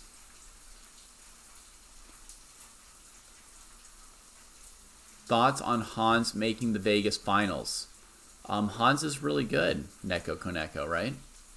He's good at chess. He's good at rapid chess. He's good at blitz chess. He's good at Fischer random chess. Yeah. I mean, I guess it's still a little bit of a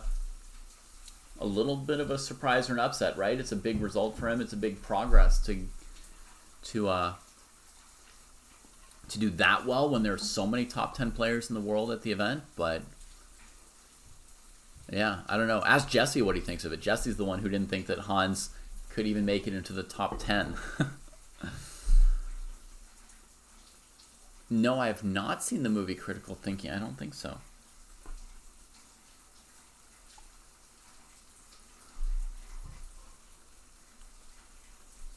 I probably know like 20 chess games by heart, maybe. But maybe 2,000 songs.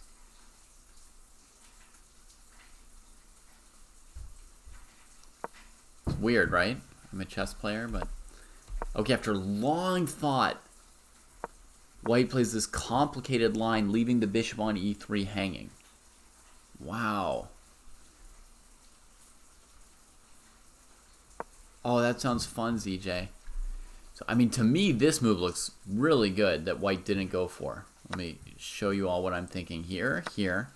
Then I want to go here. The bishop will come. And I really want to make this work. But it's tricky, right? And we go here. Knight here.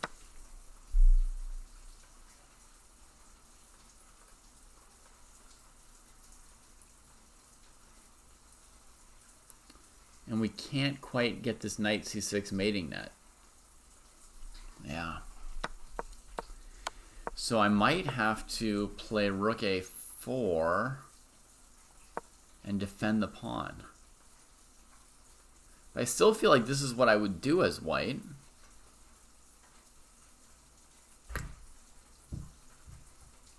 Let's see how rook c6 plays out, though. It's interesting.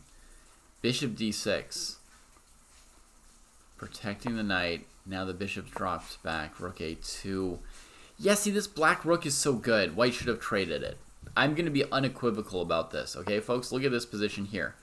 Do you see how good this rook on a3 is? We're basically avoiding a trade. But our rooks are not better than black's rook on a2. Maybe our rooks are better than the rook on f5. But that would be even more clear if we traded the rook, the a rook. So this is a huge mistake in terms of whose piece is better, right? Who should be happy to get this trade? Who should embrace it? Whose piece is better? Big mistake here.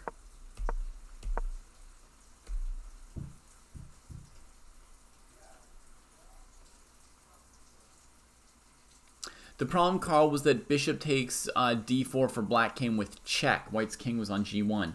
And after the king moves, black can take the knight on e5. So it all kinds of falls apart. And I was thinking, you know, not to get too deep into the variation, but I was thinking of playing king g2, threatening to trade without it being check. King g2 gives black time to play a move like c6 or c5, and their king will never be in a mating net. Is white okay in that position? Yes, white's okay, but they're not winning like I wanted to win.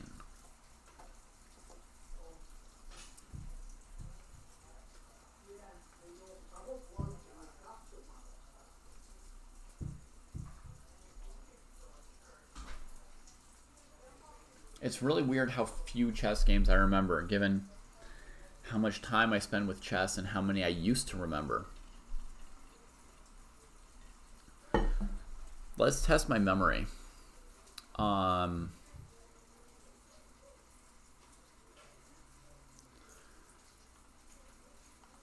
Here's a game I studied yesterday. Let's see if I can play out a game that I studied yesterday. I should be able to after one day, I would think. Morgan Falk v. Gates. Okay, this is Tal against Semyon Furman when Tal was a teenager. I know it's a classical Sicilian. Richter Browser attack. I didn't study every move, though. You know, like I glossed over some moves that looked like normal moves. But this, I remember this moment here, I thought, oh, maybe black should have traded because of knight f3, but then I looked at it and trading wasn't that great either. Knight f3, maybe going for e5.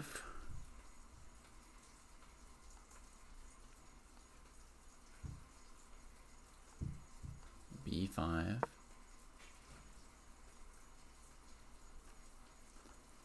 Bishop f6.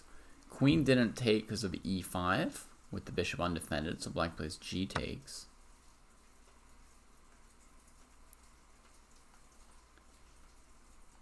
f5 immediately engaging with the light squares. Queen a5, king b1. Semyon was feeling aggressive here. He threatens rook takes c3. Gets chased away. Knight comes back. Knight d4. Taking the sting out of b4. Black just traded in the game and then defended the f6 pawn before playing like rook b8 to re-threaten b4. Develops. Gets worried about bishop h5. Gets the king off the diagonal. Rook f1.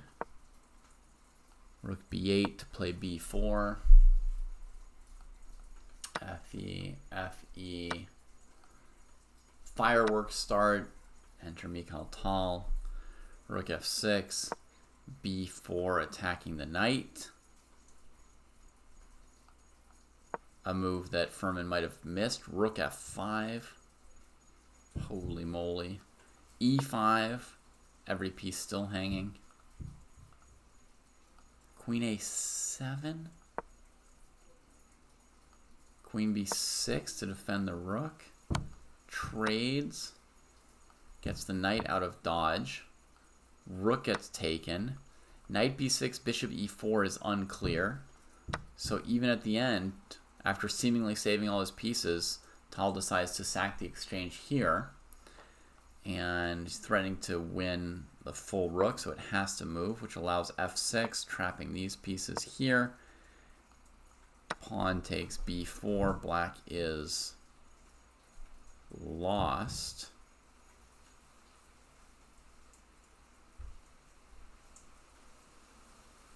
What did Black do here? Maybe king d7. g4. Rook g8, trying to stop it. h4. h6. Rook g1, just continuing the plan. King e6. Bishop c4 is losing. The king has nowhere to go. Right? It can't go forward. It's just trapped on that diagonal with the rook hanging. So Black prepares a square for the king. g5. Takes. Takes. King here. Bishop c4. King e5. g6. Threatening g7. Bishop tries to get out of the way. Knight e7, attacking the rook with two pieces. So like king f6, knight g8 check, right, would win too much. Here I'm not 100% sure where the rook moved, but I'm going to say rook d8. I guess there's like a small chance it could have gone to e8 as well. Would have been about the same. Wait, this allows knight here.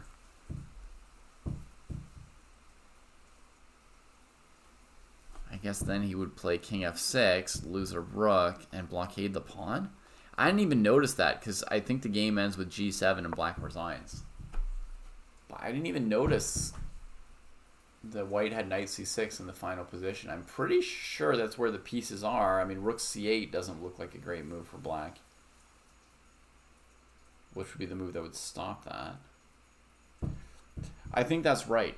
I think I got it. Yeah. So I can remember things for a day or two still. But I don't walk around with hundreds of games in my head like when I was a kid. Rook c1. Maybe white's belatedly realizing this piece is annoying and wants to go rook c2.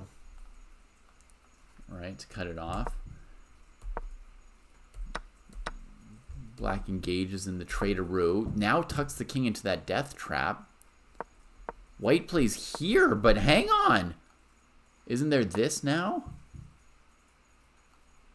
Bishop here and then here. I guess the king gets out back out to d7. There's no loss involved, but okay. I mean, it's still the a file. We're going to go there at some point, no?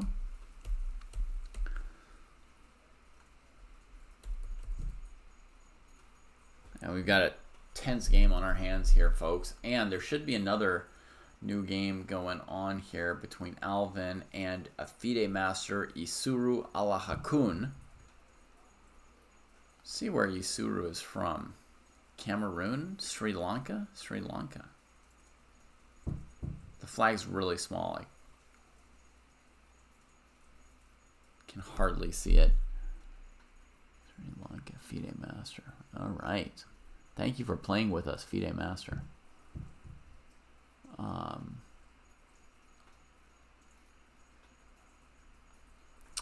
Hey, Surfing Venice. Greetings to you. Let's see the first couple moves of this game. It looks like it's a Sicilian with a knight trade on c6. Yep, Sicilian, knight trade on c6, e5, and white to play. So white's got a little bit of tempo here, right? They've got the bishop out already, and castle's played, and it's white's move.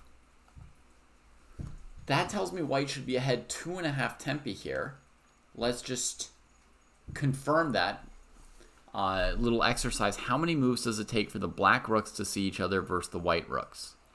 Right? So for white, it's 1, 2, 3 moves. For black, it's 1, 2, 3, 4, 5 moves. Plus it's white's turn right now. So 2.5 tempi lead for white. This early on, that's a good chunk of development lead.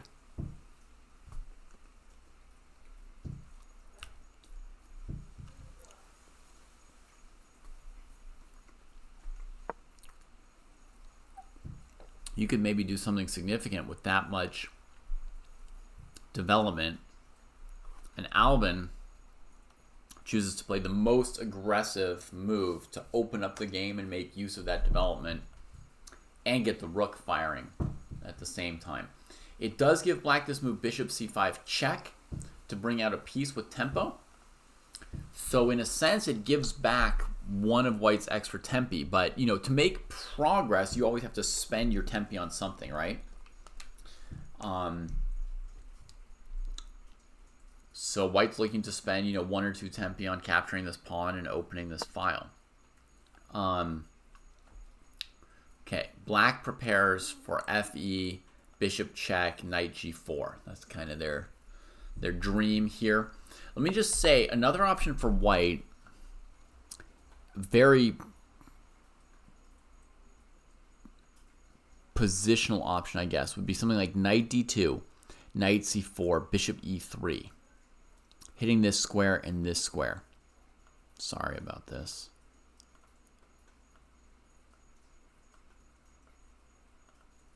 Hitting those squares, you can play a4, a5 as well if you want to solidify some of that. Put some pressure on the opponent just with pieces. That's the main alternative I see as a plan for white other than f4 here.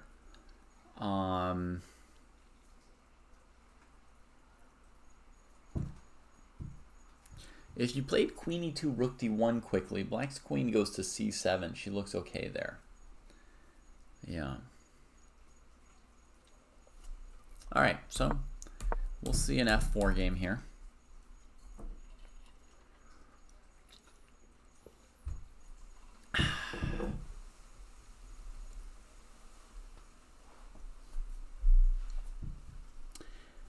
Fe, bishop check, king h1, knight g4, queen f3, knight e5. That doesn't seem to go anywhere for white.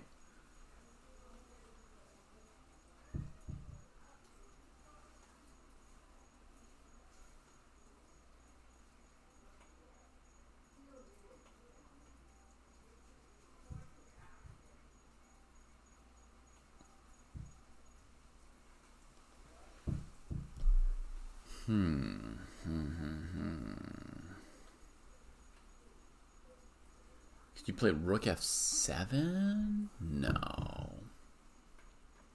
Pawn to e6? No. Fe doesn't look very powerful to me. Maybe just f5, just gaining some kingside space. I mean, you spent your entire development lead on it, basically.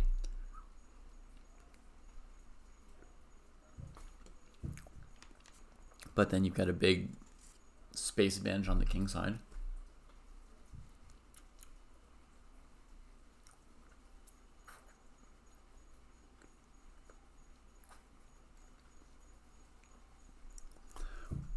Or could we now develop this knight? Like head to f3 with the knight. Put pressure on e5 that way.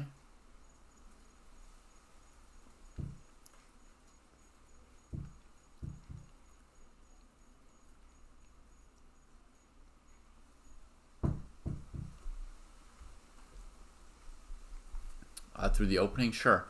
So it's an e6 Sicilian, ZJ. Open Sicilian. Takes, takes. a6. I don't know what a6 is called, but you know, some kind of modern Sicilian. On this bishop d3 move order, that's been known since I was a kid that this move would be played if you wanted to maybe just trade on c6. So that's how we get here. And then there's an idea for white to grab this space with e5. And black's got, you know, every pawn on a light square. So black evens out their light square and dark square control, but gives another tempo here to switch to like a double king pawn type position. 2.5 tempi for white, right? And we're struggling to prove exactly what Alvin can do with it. Yeah, I mean, I bet it's theory. You know, like still like a heavily theoretical position, but I just don't know that much.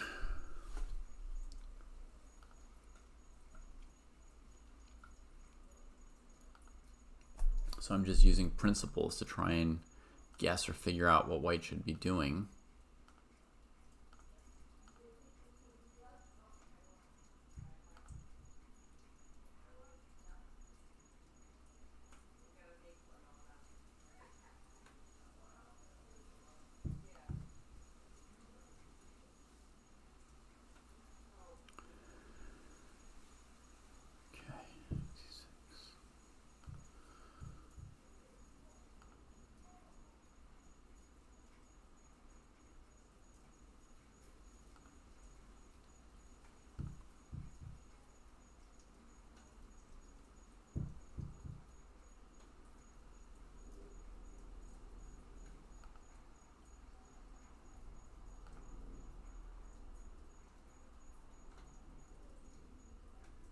All right. Looked it up. And yeah, I'm right that the best we can do is just grab a bunch of space here. There's no profitable way to try and win this e5 square. Against bishop c5, knight g4, black's always gonna be fine. So it's an important thing to understand about time in chess, right? When you have extra time, you're always going to trade it for something, right? You can try and spend your time to create a positional advantage. You can try and spend your time to open up the game in order to blow up your opponent because you're ahead in development. But let's say you're ahead 2 tempi and it takes 2 tempi to blow up the position. Once you've blown up the position and spent all your time opening the position, your opponent might be equal in development, right? And then it's no longer an advantage. All right, h3. So this move is designed to play fe5 still and keep the knight off of g4.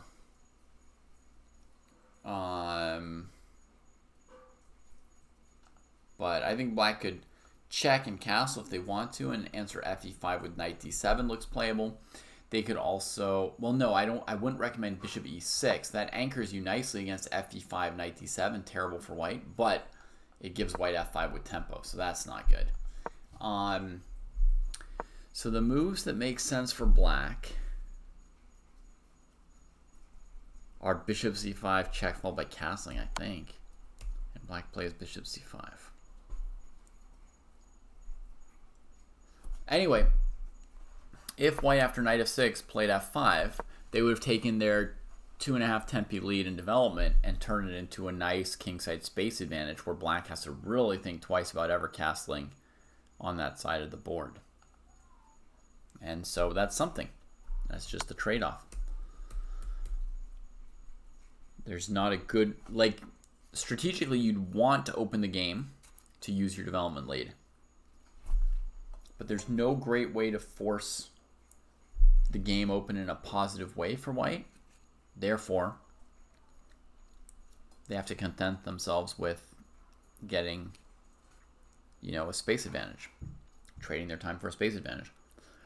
Some people trade their time for a space advantage before they even have a development lead, right? Like C queen pawn openings with D4 and C4, right?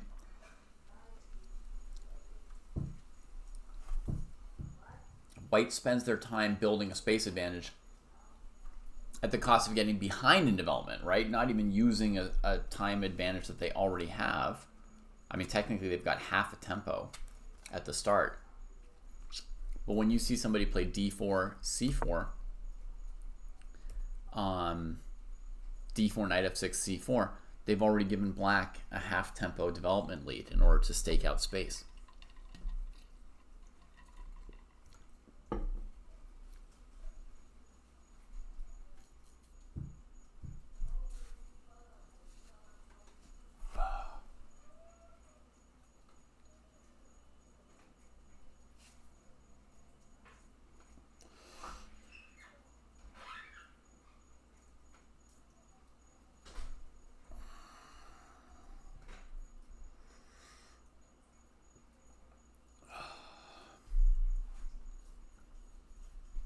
Okay, let's pop to our other game for a moment.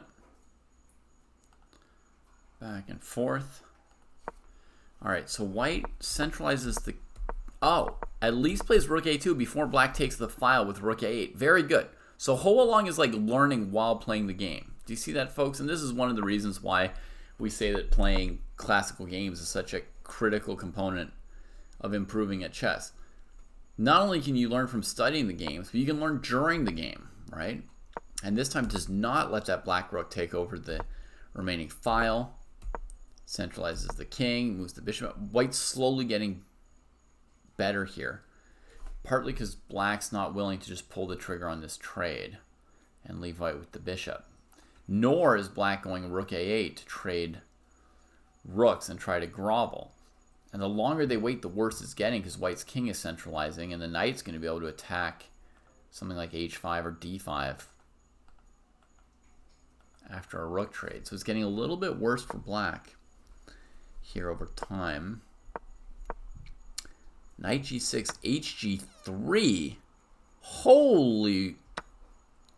Hinakaki is like quick with like the wild creative sacking moves. So the idea is against knight takes rook to take here, threatening to queen, rook here, and then maybe take back or maybe just g3, g2, h1, completely ignoring that knight. And yeah, I don't see any way to stop those pawns. So that makes knight g6 a not very useful move for white here. More useful might have been, to leave the knight where it's attacking this hanging pawn here, right? Maybe g takes h4. Then you're up a pawn. Bishop's defending this, knight's threatening this. Yeah, so this knight g6 move turns out not to be good. I think h takes g3 from Hinakaki was a surprise for Ho Along. But as I was saying, Ho Along is learning along the way in this game, right? Because now they're going to know in future games when they're thinking of like attacking a rook, they're going to take into account like, oh, what if they, just start taking with the pawn through the pawn structure, getting close to queening. That'll be a consideration. Once you've seen this pattern, right, we learn from playing our opponents because in any given game, an opponent who's on average at our level is going to have a few ideas we don't, and they're going to teach us a couple things. They don't even have to be better than us to teach us a couple things, right? Because there are going to be some things that they see that we don't see and some things we see that they don't see. So just playing classical games, you get better. And when you get to play somebody like better than you, they're going to show you even more things, right? So, okay, rook moves here. It's probably wanting to get to an open file of its own, right? Since white's got the only one at the moment. Bishop here. Now black finally busts out the space on the queen side, gets the knight back into the game.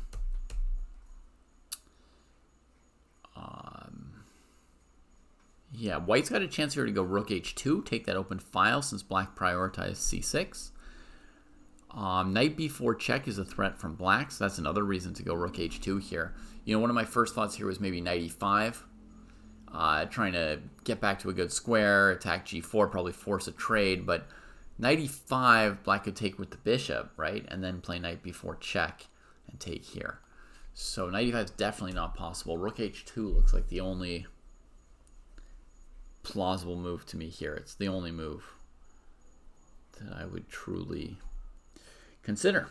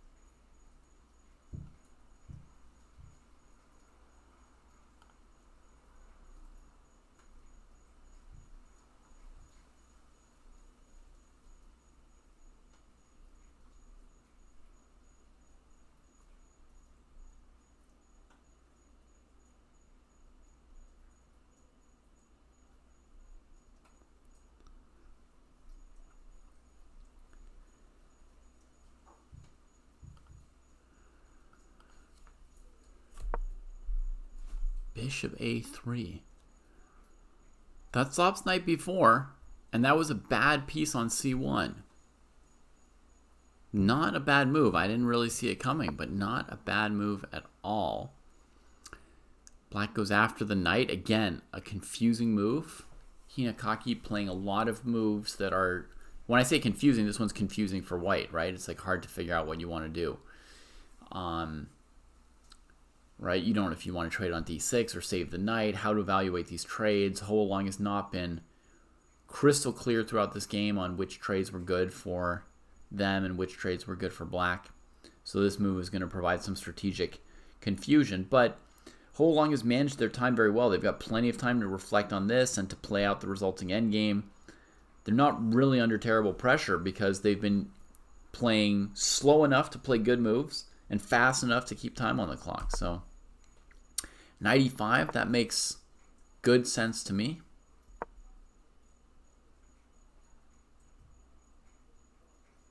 If the bishop takes on e5, white will have to take with the d pawn.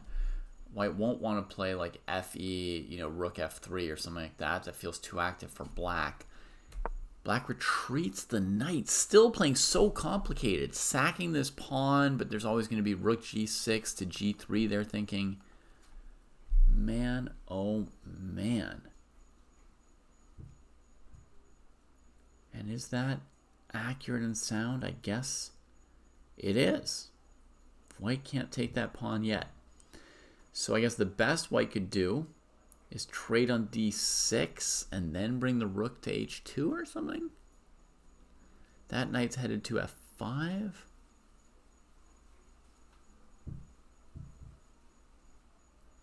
Maybe bishop d6, rook d6, weird move, rook g2, passively defending g3 in advance.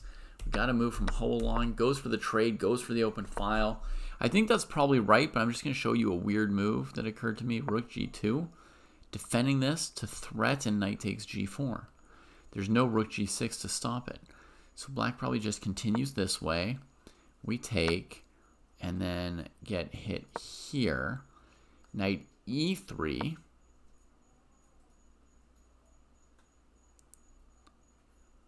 Black's got to take here, I think. Trade, trade, knight here. So should black be able to hold this knight and pawn ending? Probably, but I can't guarantee it. It's about as good a position as white should be able to get, right? Just a pawn up. So the rook g2 move, pretty strong. There's no obviously sufficient response for black. The knight's going to come through g4 against any moves black does to try and get active. It's going to come through g4 and then settle on e3. from which it'll pressure d5 and prepare to start advancing these pawns. So, yeah, I mean, I think the variation I gave might be the best black has to try and hold, and it's certainly playable / promising for white. That's weird. Normally, you wouldn't even look at rook g2. It's very antithetical to what good chess moves look like. But I guess if you consider the g-pawn's already dead, right? If you consider that pawn's already dead, then this move doesn't look as dumb because, you know, backing up your g-pawn and or your f-pawn would be really logical. Yeah, okay. Take this pawn off the board in your mind on g4 and then think of what moves make sense for white. Pawn to g4 would make the most sense for white, right? But something like rook g2 or rook f2 would sometimes be right instead of rook h2 if you knew those were already passed pawns. So given that the g-pawn's kind of dead, but black's coming with knight f5, it makes sense. Rook g2 might even be white's best move. It might even be better than rook h2. Wow, I don't even know why I even thought of that move. Normally I never play moves like that. All right, but let's focus on the move we have on the board. There's kind of a threat of rook h7. I would expect very quickly knight f5 from Hinakaki, but they have stopped and are thinking about this move. So that's mildly surprising. What's going on with this move? Seems like the knight will just head straight to g3 from there. Should be okay for black. In addition, I don't see anything else to do, right? If you let white play rook h7, rook g7, then take the g-pawn, that's a bad position for black. So once again, I don't see an alternative to knight f5. I mean, yes, I see black could play a move like b5, rook here, rook e6. White has no way to immediately win the knight. White can take the pawn. Black can claim there's some counterplay with b4, but white's king is so close. You know, knight comes to e3. It's definitely inferior. All right, knight f5 has been played. What was Hoalong's plan against this? Because you should have seen knight f5 coming, I'm going to say, as white. You should have seen it coming. As soon as black played knight e7, I mean, you have to see that this is what they've got in mind and have something in mind against it yourself, right? The point of knowing what your opponent is wanting to do is that you can come up with something relevant, right?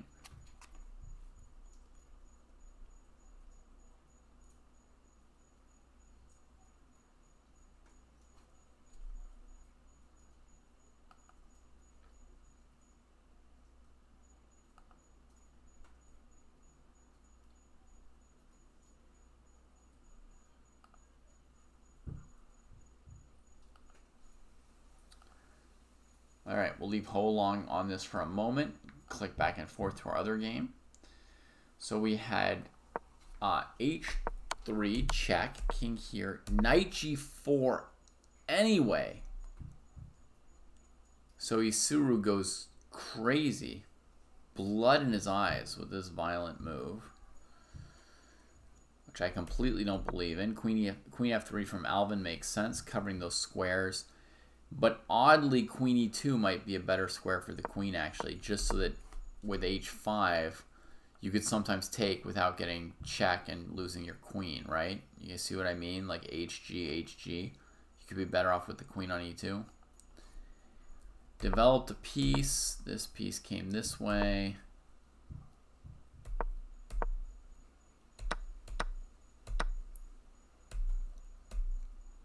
And now white's sort of dropping a pawn. Very passive maneuver there. Knight g4 I completely don't believe. Queen e2 looked right. Queen f3 shouldn't be so bad. h5, what to do now? Developing makes sense, but that square's always lame.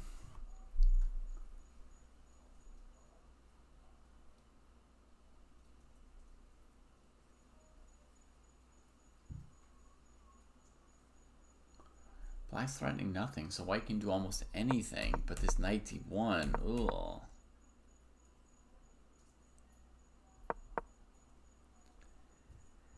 Yeah, it feels like knight a3 to c4, knight d2 to c4, knight c3 d2. Yeah, it's just not that useful. I mean, you could even just go bishop d2 and bring out a new piece. Black's threatening nothing, but white comes straight. And you see black's playing that kind of move, bishop d7, right? Threatening nothing, just like I said, bishop d2 for white.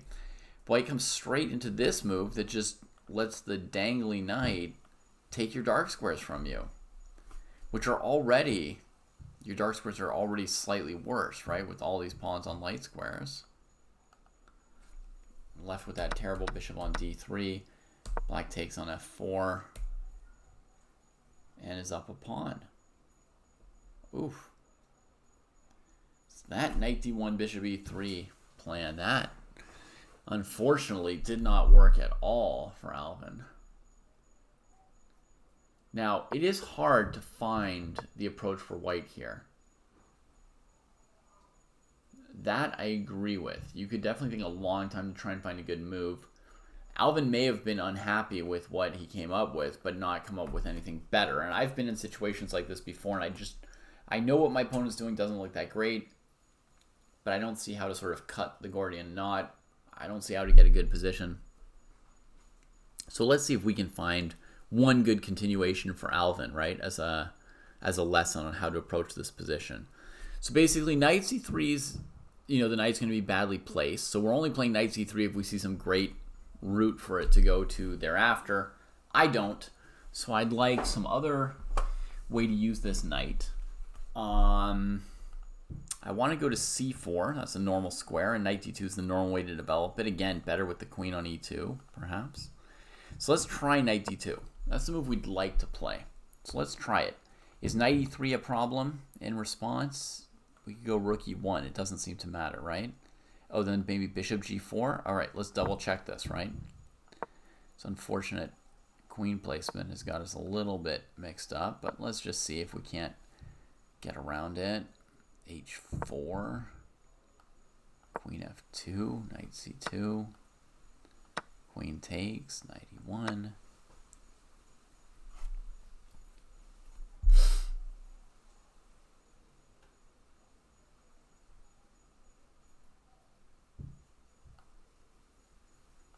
Bishop c4.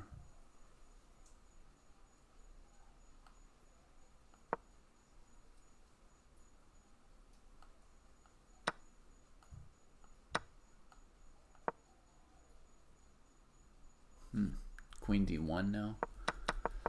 Messy. That was a little bit annoying to deal with. Problematic. 93. A little problemitsky.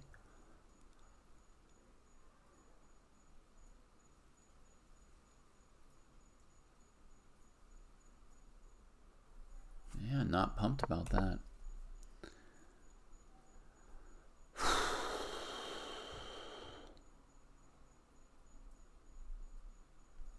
All right, what if I now try fe5?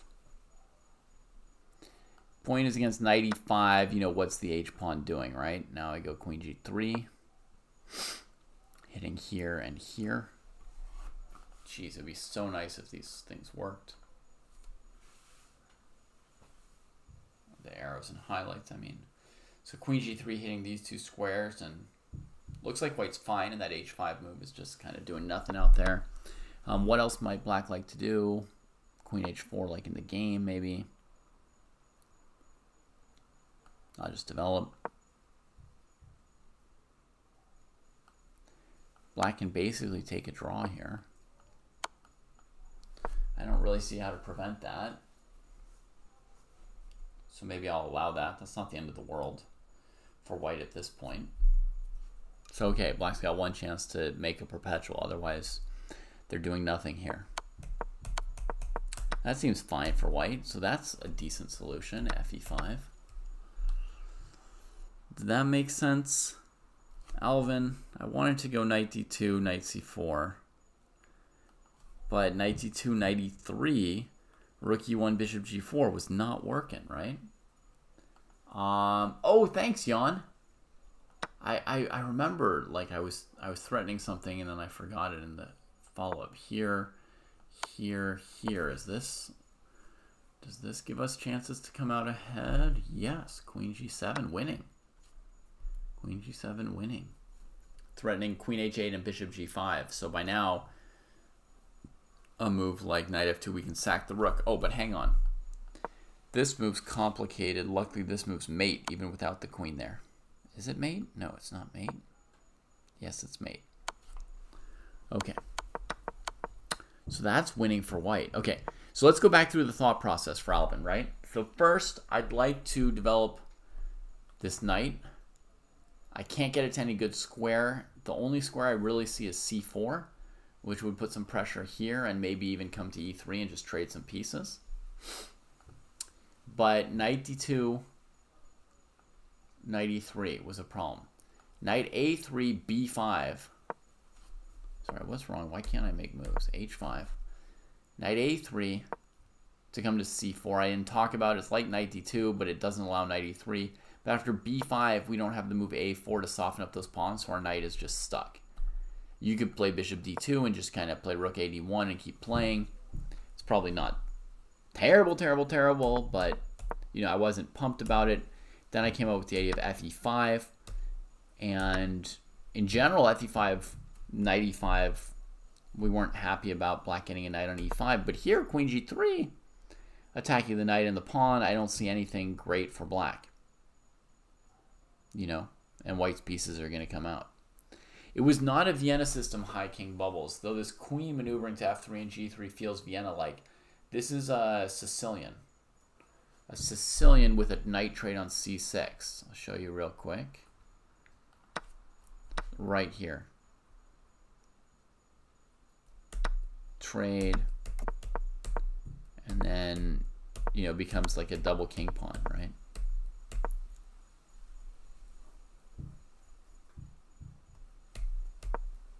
All right, so here's how we find it. Then we find fe5. We see knight e5, queen g3 is good. We're threatening queen f7. Bishop e6 for black would be logical. Then we'll just develop another piece. You know, and now we'll be able to put our knight on d2, bring out our rook. Game goes on. You know, totally playable for white. So that's the thought process. That's the thought process.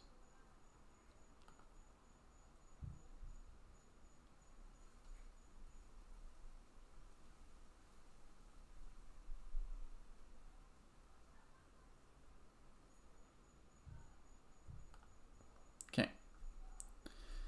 So let's catch up with the game position, although I think it was pretty much... Oh yeah, it's only down a pawn. You don't have to stop looking just yet. Doubles rooks against the f pawn that you can't take because the knight's hanging. So yeah, tough position. Black's eventually going to do this to keep the extra pawn. Beautiful bishop pair, extra pawn. These pieces are not amazing for white, the minor pieces. Tough. Let's check our other board. Okay, let's see what we had. We had this position here, check, king over, takes and takes, comes back. Black doesn't take on f4 with check. It's like she has a rule to only play weird tactical moves.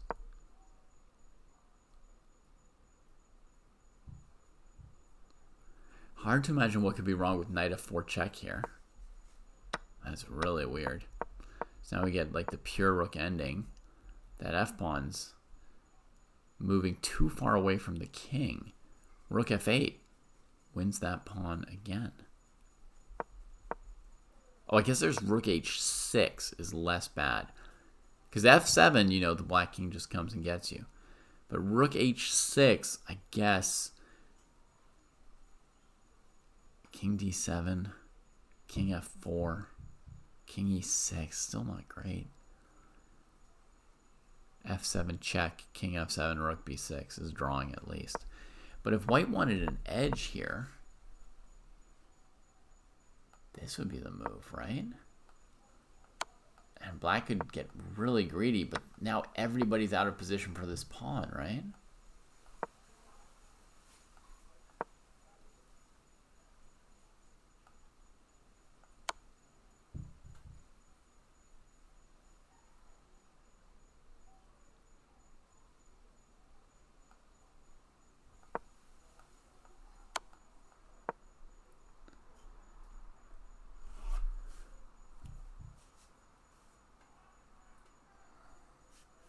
The pawn can't be stopped because of rook f1, rook h8 check. Yeah, so white should keep the king near this passed pawn. King f4 makes the game a little harder for black. f7 played, so that pawn's a goner. I guess white can go king f4, king e5. Interesting, black played king d8, not king d7.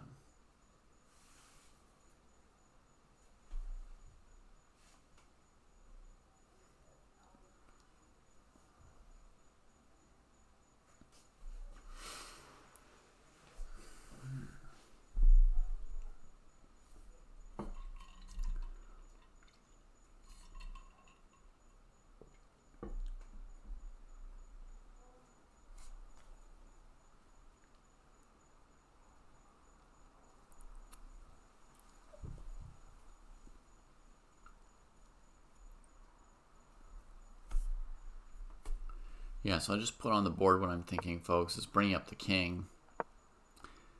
And you can walk over and eat these.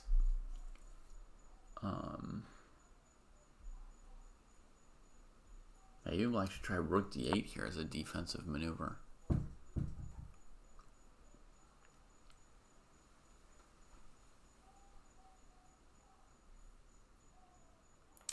White and queen, rook h8, rook takes, get the rook and pawn ending, but the king and pawn ending, right? f7, f8, king takes, rook h8, and then trade. But then the black king is close enough to stop white. Okay, we've got to move in the game. King f4, b5. So white can play king e5. This b pawn's very, very slow. And then even king e6 if it keeps going, right? And then at the end you just do something like this and win for white. So after king e5, black played king e7. But white's king can take. If black trades rooks, king c5, king e6, king takes, king d6. Okay, yeah. Okay, so it's still, the king and pawn ending is still a draw here.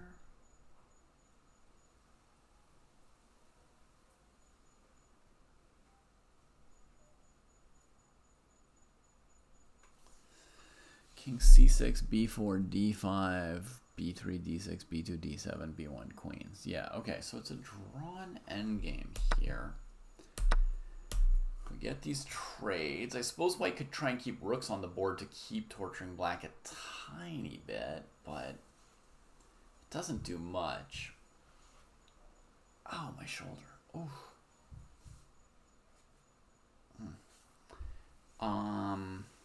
Like rook h6, rook f6 amounts to the same thing.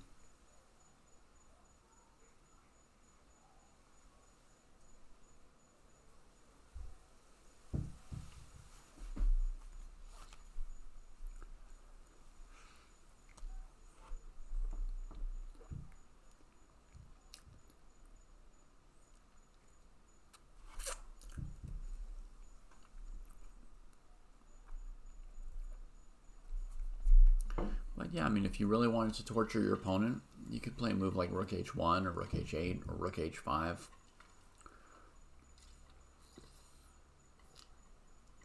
Play a few more moves. With this king position, you've got very good chances to win this pawn. Then black has to know a Philidor position to draw against the d pawn, right? All right, white traded. King e6, d5.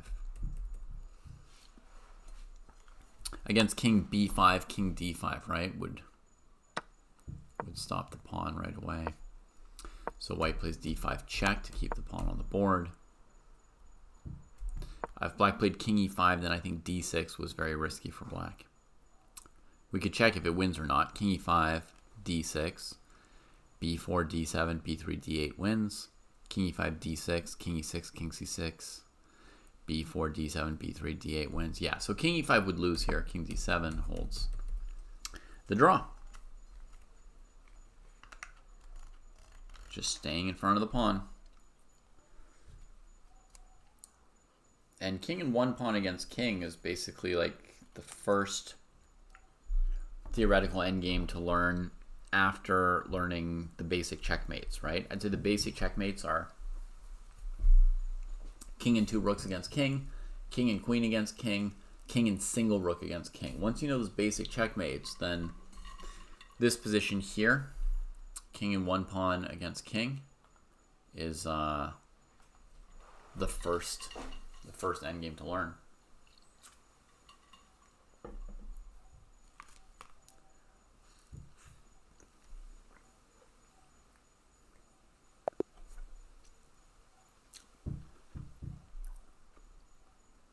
All right, draw agreed. Epic struggle.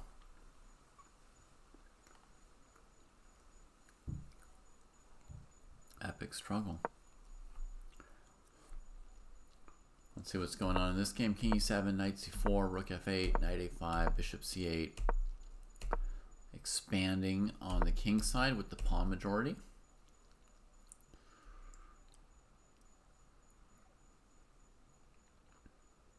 If black plays b5, I guess white has knight c6 check and bishop d5. So black will just play g4 here.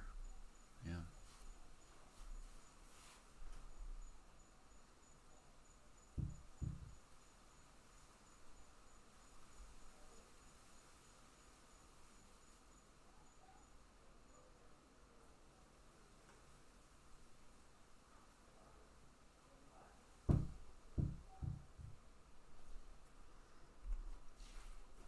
Let me tone down this light in my face.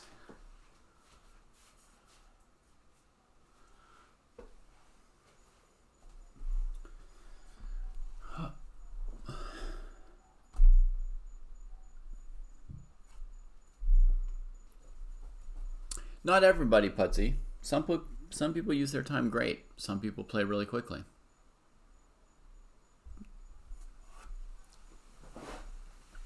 You're seeing the worst habits actually from the 2 highest rated players here, who are probably underestimating their opponents and sort of like in a hurry to clean up the win and move on or something like that, who don't see it properly as a learning experience to some extent because they're outrating their opponents. I mean, I can't guarantee that, but you get a little bit of that feel, I think. But, you know, in this other game we were watching, Ho-Along kept a very good pace throughout the game, you know? Kept a very nice pace throughout the game here against somebody who was playing super fast. And, yeah, and then we're in this game of Alvin's here. You know, Alvin's playing reasonably. Has used 45 minutes to play 20 moves. Yeah, Jan, the rain just comes and goes. Massive downpour, then it stops, then it pours, then it stops. It's really cool. It's very nice. I like the variety. It keeps you from ever getting too hot or too cold or too wet or too dry.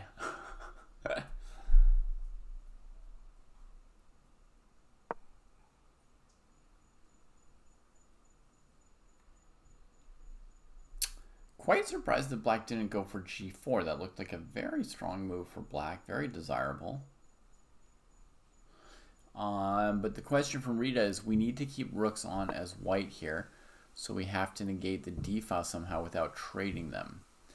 If all the rooks traded, yeah, white would be worse. So I guess by keeping f6 under threat for now, white's preventing black from using the file, right? That's what they're doing for now. Yeah, the rain's really nice, Jan, especially like if you're not too cold, right? If it's really cold and windy and rainy at once, which was the weather in Normandy, you know, for like 7 or 8 months straight. That's kind of annoying because you're wet and you can't dry off and you're cold and the wind is getting into your clothes and it's putting the water inside your clothes instead of outside of your clothes.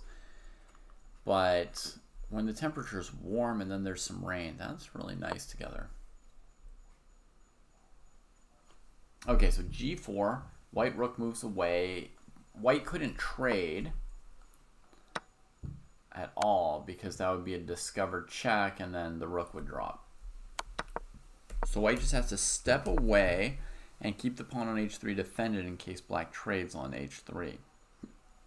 And now maybe this rook is going to try to use the g file in some way.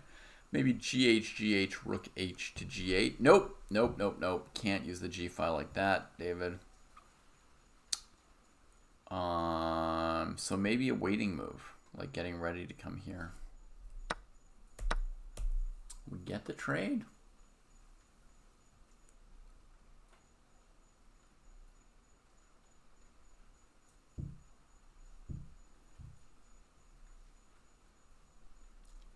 I do in general like the move g4 for black. I feel like it opened up some space near the white king and a target for the bishops. This isolated pawn is always going to be something that the bishops can go after off on the side of the board, undefended by other pawns, disconnected from them. It's going to be a great target in general for black's bishop pair. And then if we could get the rook to the g file, which right now obviously we can't, but something like this, then you can go for h4, rook takes g3 kind of ideas, pressing in if you need to, or doubling rooks eventually.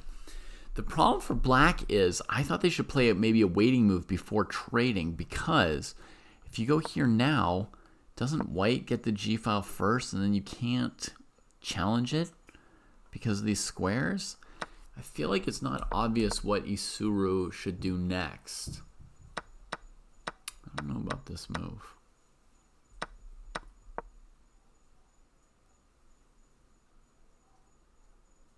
Okay, this makes sense. Just blowing things up a little bit, making space for those rooks. I would not trade on a5, Putsy. No, that knight on a5 is far out of the game at the moment. Oh, good point, Jan. Not only is white stopping rook g8, we're stopping rook g1.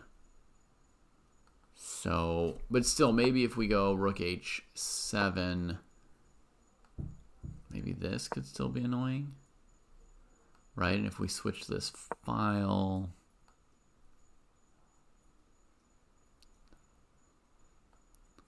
maybe the knight should come back first to stop rook d2. Yeah, to me it feels like rushing, Rita. Like my move here would have been something like rook here, then rook here. Or maybe I should go through h6 just to defend this pawn more and make it easier to play rook d8 if I need to, right? Rook here, rook here. That said, the f5 move looks pretty decent, so we'll see how that plays out. I suppose black could have also played f5 without trading on h3, but trading on h3 has its pleasantness as long as we don't have problems with the g file here. Does white have rook g3 in the live position? Maybe. But then f4, rook check, king f6. You would lock down that h-pawn, Neko, huh? Just play h4.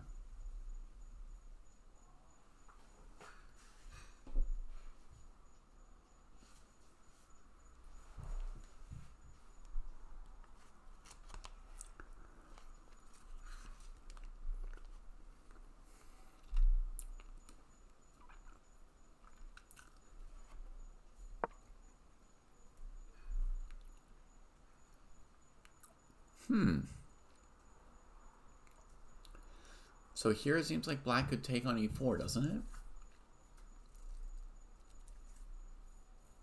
Or I suppose push f4. Doesn't seem anything wrong with f4 either. But fe4 looks like it wins a not amazing pawn, but like it wins a pawn while trading everything. And you could also throw in bishop takes a5 and then trade the rooks, which is what Isuru did. But I feel like Isuru's, you know, playing a little too quickly. There's nothing wrong with fe4 first. The knight on a5 was not going anywhere.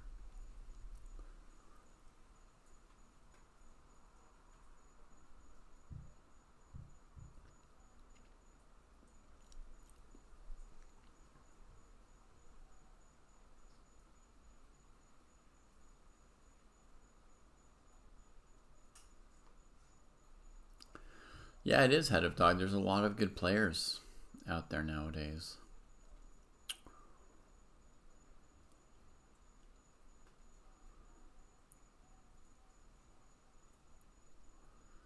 Yeah, it should have definitely kept that bishop. I mean, was black worried that with fe4, rook f8, rook f8, rook f8, king f8, the knight's suddenly going to do something?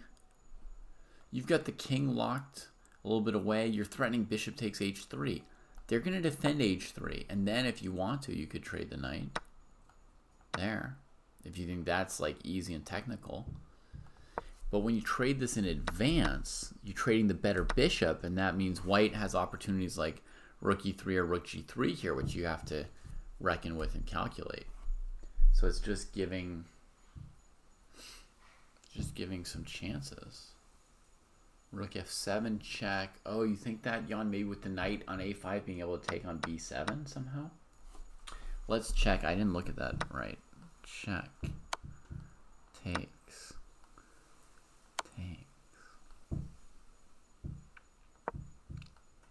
Oh, that's what the FM was thinking of, Jan.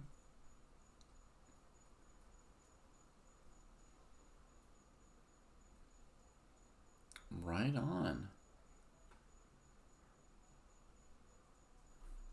Oh, so we switch everything we say around, and now we say bishop a5 was very nice. Well, I don't know about very nice. Now I almost want to play f4 instead of trying to take that extra pawn on e4. I almost want to just say here, like, I don't need to deal with rook f7 now. Pawn's amazing, right? The threat is bishop g4, rook d3, bishop e2. But also, let's say white, sees my threat and gets out of it in one of many ways. That's a good, strong pass pawn, and this bishop's amazing still. I don't know. Let's see if this... Let's see, though, what's in mind. Oh, we don't even get rook f7, huh? I guess also against rook f7, now the king maybe goes up to d6 and c5 and stuff, huh? But yeah, I mean, this is not going to challenge black. This is exactly the position that they dreamed of, the full simplification.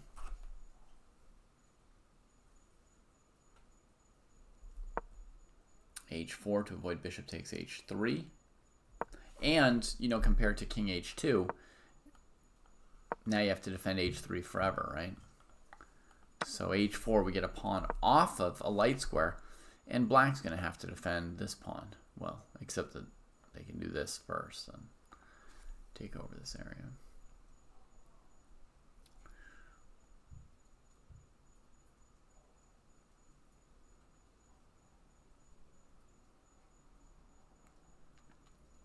So bishop g4 takes control of this square, and the pawn can go pretty far. That looks pretty winning.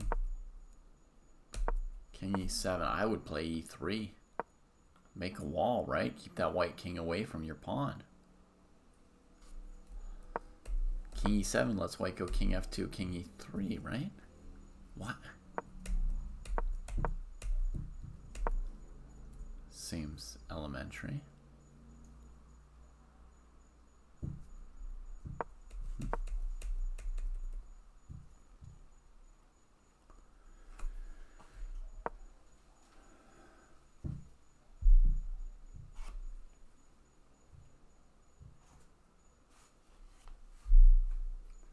Should be very winning, same colored bishop ending with these two extra pawns, even though they're doubled, plus a5, some structural problems for white. And e3 would have made it very easy. I mean, honestly, you could always play e2 at some point if you wanted to tie white's king to e1.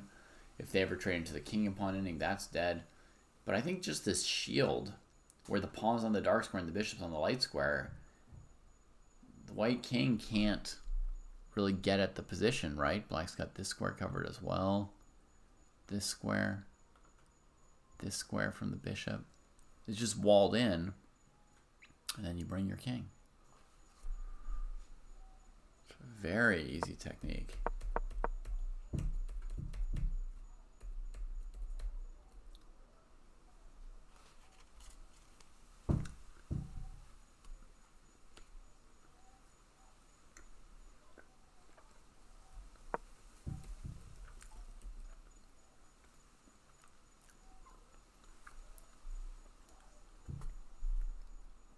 Bishop on f3 makes sense, Jan, but black definitely sent the king in the other direction.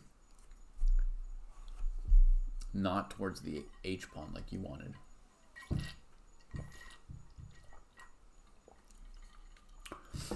And you know what?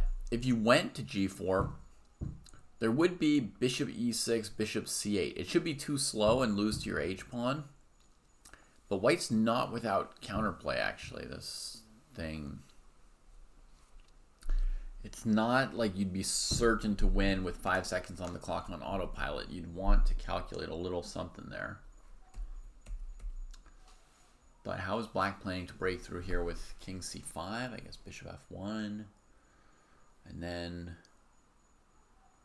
maybe you have to move the b pawn and trade another pawn to make progress.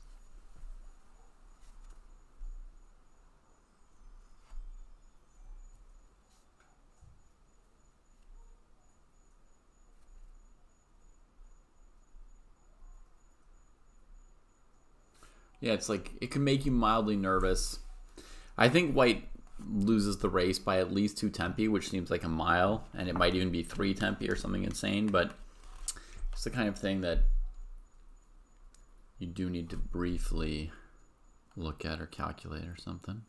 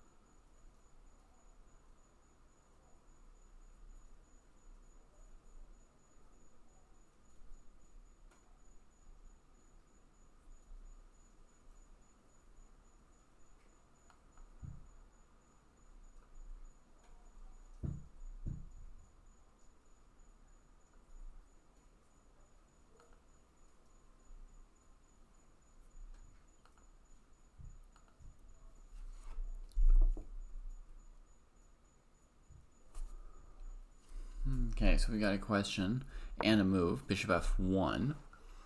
So now against king c5, the bishop will be sort of zugzwang. White will have to spend a move on a3 or a4, something like that, one of their precious tempi.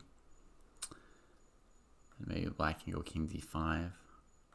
Maybe just back and forth and zugzwang. But Jan's question is, good night, Scotty. If the king got to g4 and white gave a check and black took, would king f2 slow black down by blocking the pawn? Presumably black would have a way around that. You know, maybe bishop g4 and your bishop never even makes it to c8, so there's no counterplay. With the tempi that you gave, right? Black would have that move bishop g4 in time. So then there's no counterplay and you just take your time, right? Reset everything. King g5, h4, h3, you know, then push an e-pawn, then push the h-pawn.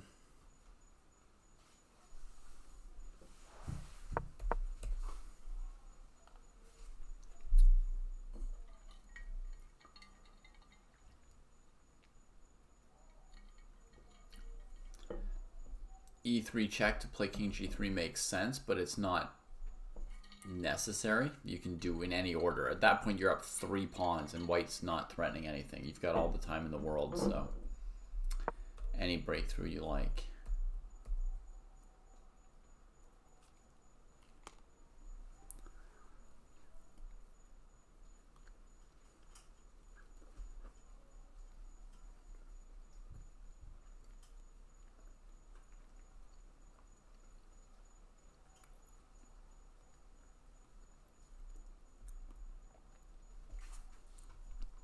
See if anyone else is starting any new games, huh? Pretty quiet Friday night today.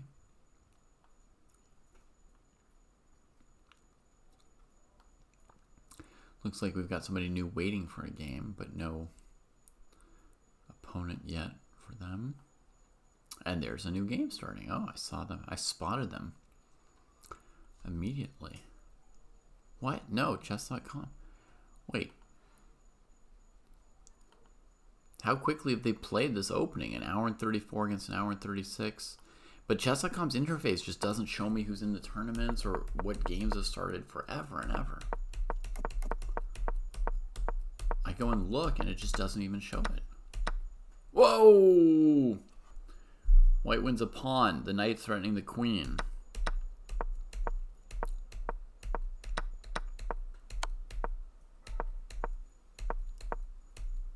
And then advances a lot of pawns. Guess it's pretty sound. Pretty sound. But even though it says 90-30, that one's basically a blitz game. Still doesn't show that they have a game. So annoying. King c5, a3, king d5. So white still needs to prevent king here. I guess it... Does white maybe have king f2, king e3? Instead of moving pawns?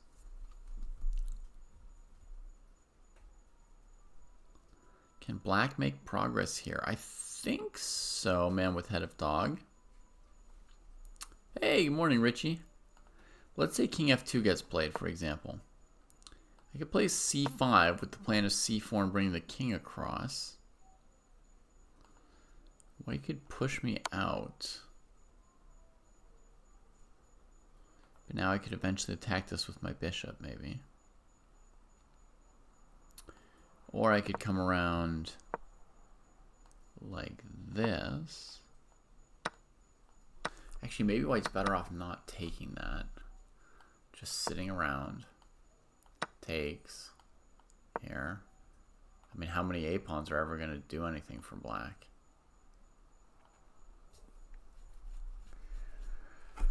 Now I've got 6 isolated pawns for black. I'm 3 pawns up.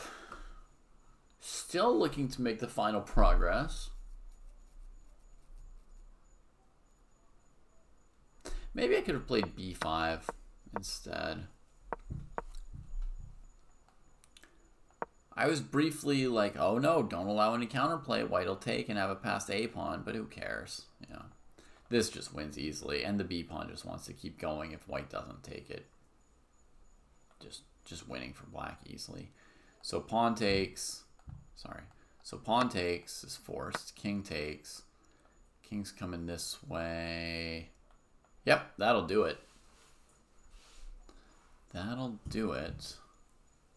Winning easily. And with the king on f2, indeed, this would be even easier for black. King d4. So king d5. Yeah, black's going to make progress. I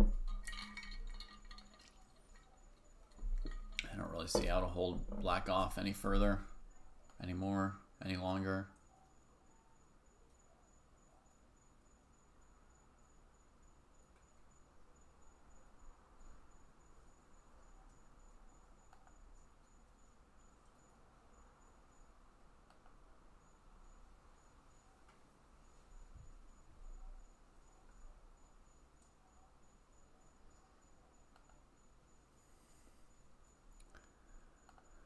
Bishop h3 at this point. Yeah.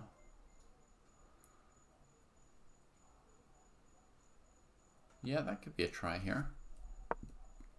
King d2 was played. Black plays king e6. Huh, heading nowhere. Weird.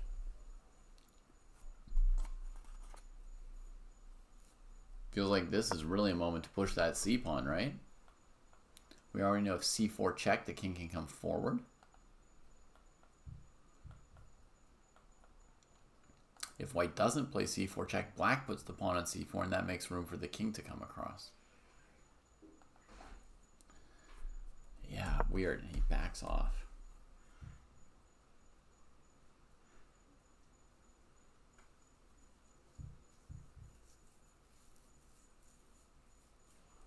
So now I think, like, you put the king back here, and against king f5, you just check, block, and come back. Or even, I mean, what's black doing? Just here, turning this pawn. King e3 played.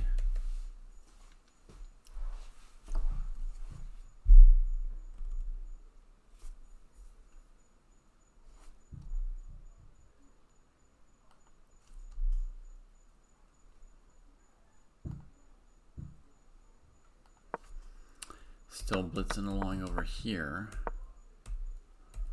Holy blitz game, Batman.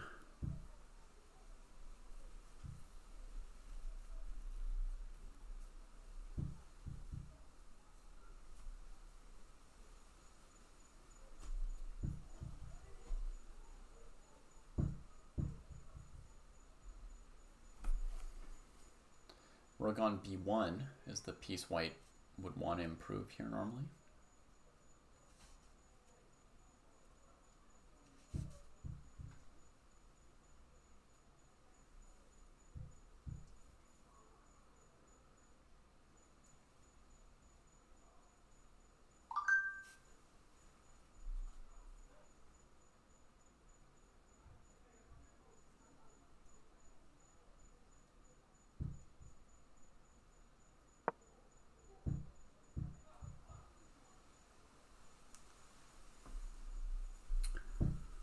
Rook b2. That'll bring that rook into the game.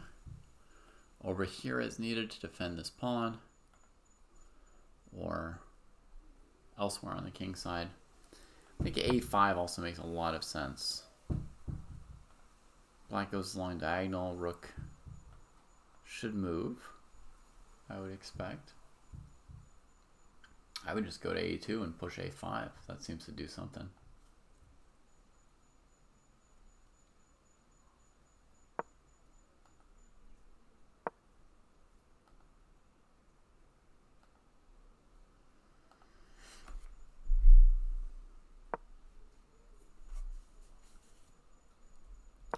Rook goes to c2. I don't know what that's about.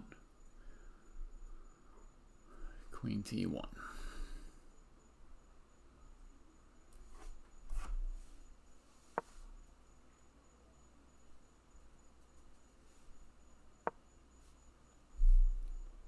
Whoa.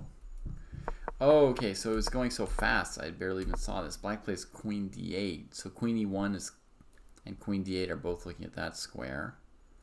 Did black have g5? I mean, normally they wouldn't want white to play f5. Did you have a specific idea in mind after f5?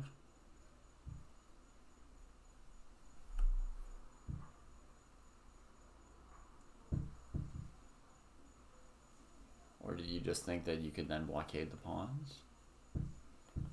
I don't think you'll be able to long term since black's got other weaknesses. You just wanted to blockade. Yeah, it's not going to work. Just the pawns on the light squares are too good. This bishop is now operating, and white's very solid on these two files, so black's rooks lose their power. And that gives white a free hand for a5 and other things. But h4, what a weird move. Queen d7, looking at the weak square on g4. Suppose queen g3 makes sense now. But moving the pawns in front of white's king consistently is just not normal technique here.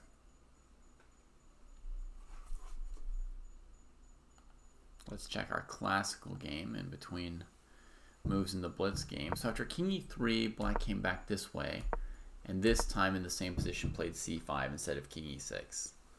So that is the idea we thought was winning. They stopped for a little bit after this king e6, king e3. They saw, I guess, that king f5, bishop h3 was not making any progress. Thought like 2 minutes and went back to where they had been.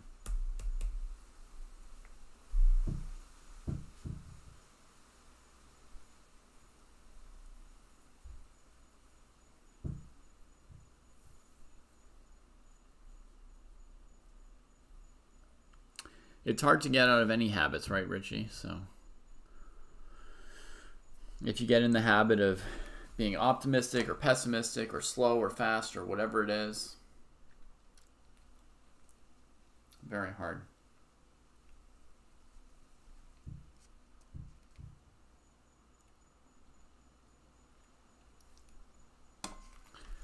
You know, there's like a perfect amount of tension to feel during a chess game, or like an optimum amount of tension to feel for most people during a chess game to perform at your best.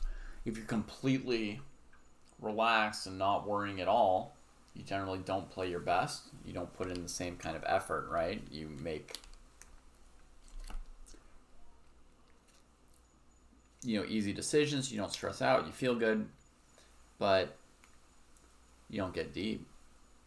And if you're too tense, that's not good either. So this was resignable when rooks came off. Yeah, Rita, but black has not like convincingly proved it yet.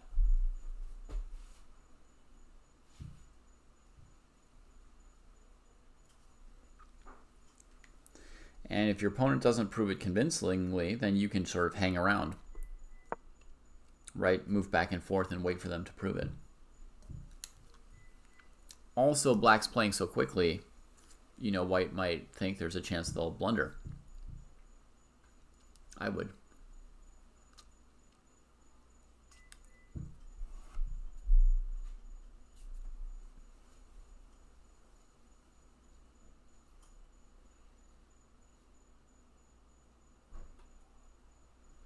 Yeah, so Richie, you're only tantalized.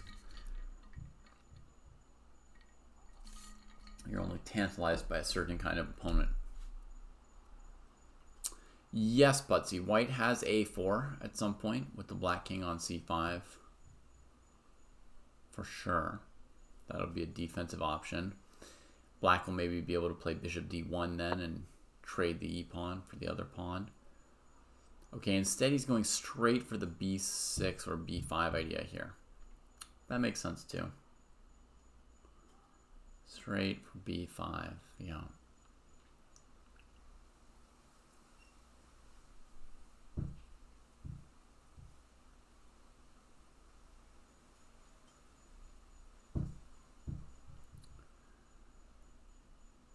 Bishop c4 doesn't really improve white's position. White's position at this point doesn't really improve, right? It just kind of sits there and hopes that black's king can't get into the game.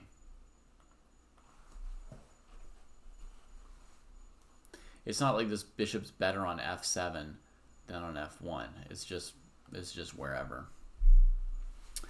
Just sitting around to me.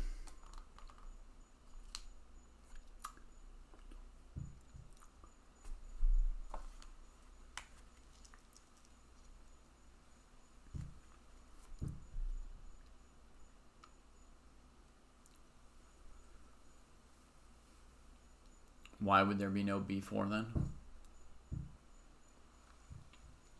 Oh, you want to trade and on king b5 play bishop c8.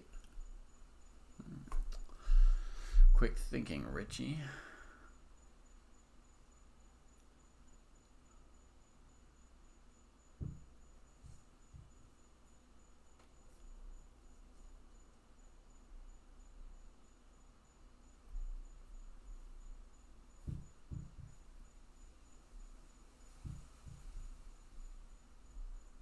And bishop c4, b6, what do you do?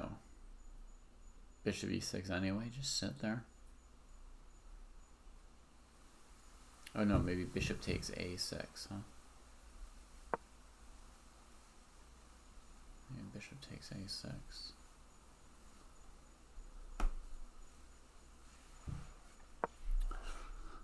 b5 played quickly.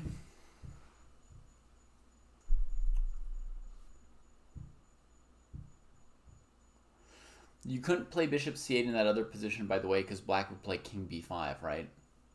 As long as black's pawn is not on b5, you're not yet ready to play your bishop move. Cool as the idea is. You need black to fill the b5 square with their own pawn to then go for that bishop move.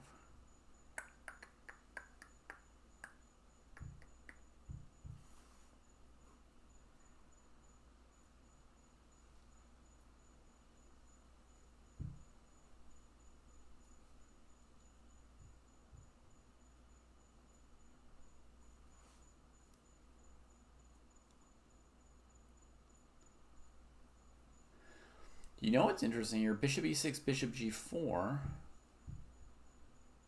White could actually take on g4 and play h5. And just win with that one passed h-pawn and a 2-pawn down rook and king and pawn ending. So bishop e6, bishop g4. I thought of it at first as a candidate move because normally black can offer bishop trade in any position and white has to avoid it. So I was trying to stop bishop c8. But bishop e6, bishop g4, white trades and wins. Okay, cool. You're welcome, Richie.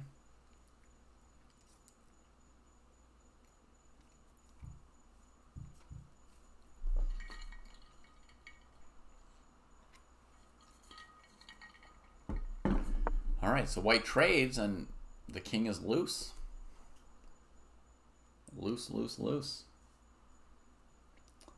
Loosey-goosey. Bishop b3 looks like the last line of defense. The white's obviously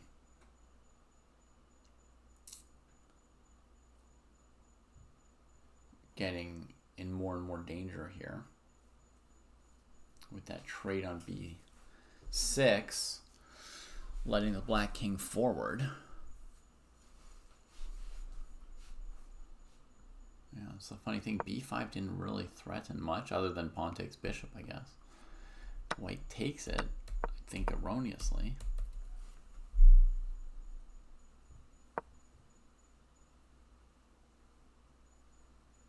Okay, bishop b3. Last line of defense, as mentioned.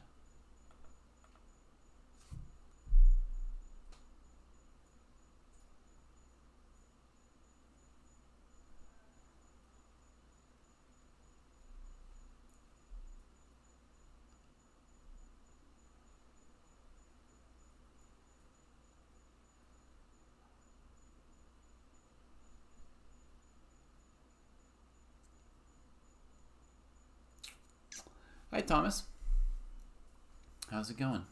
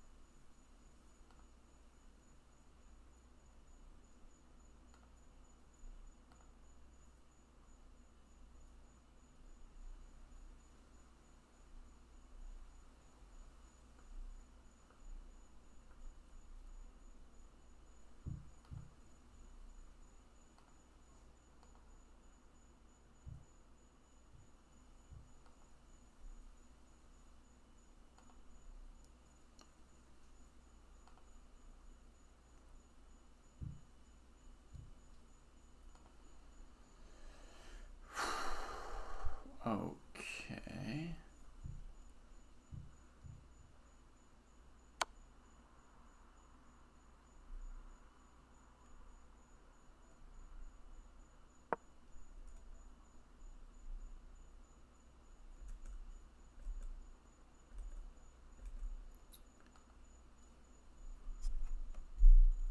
Oops.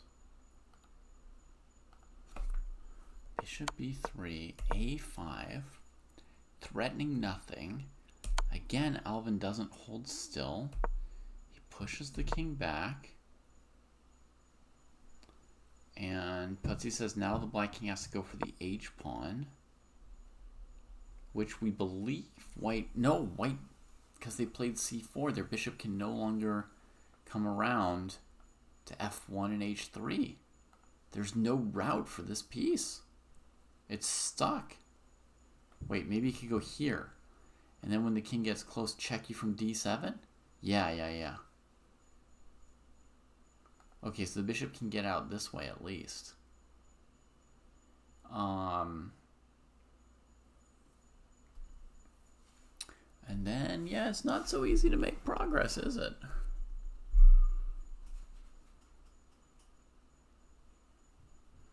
Bishop taking on e4 is a big mistake, right? Because the king upon ending should be a win for black.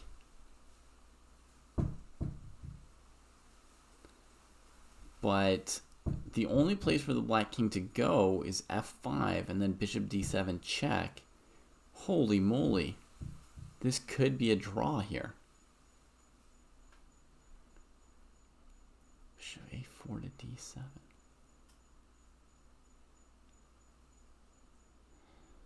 Yeah, Putsy, that's the one extra option we have as black is to move the bishop away at some point.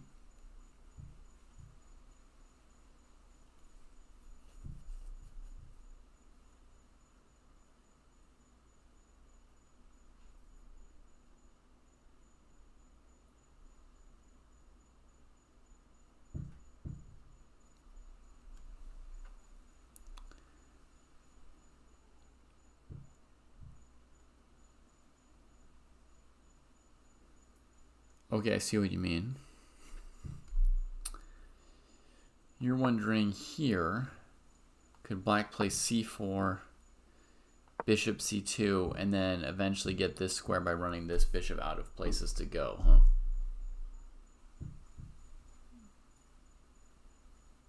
Well, let's say you just play... Oh, if you play a5, then a4 check, king c5.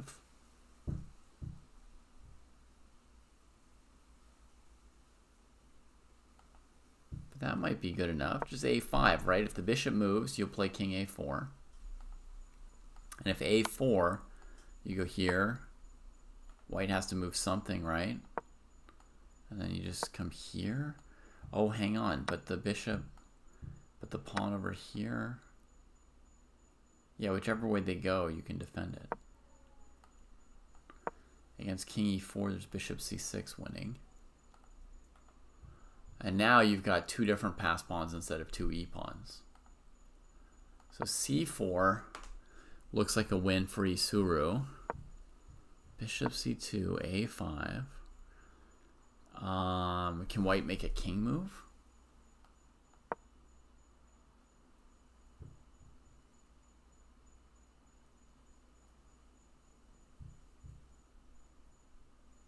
Yeah, white can make king moves, right? As long as they've got king moves, we're not making any progress.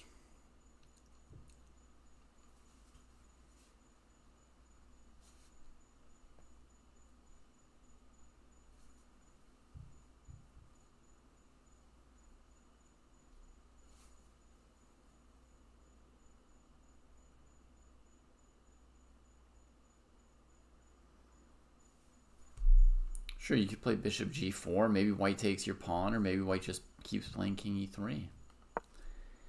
I don't see the breakthrough.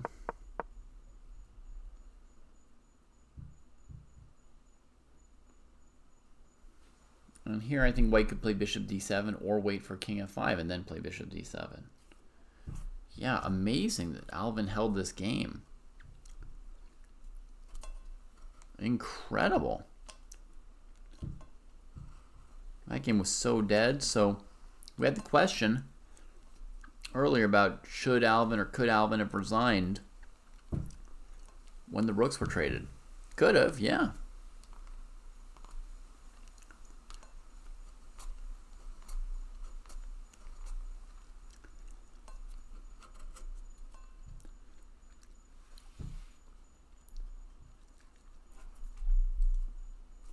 But would not have had this incredible experience of playing out this game or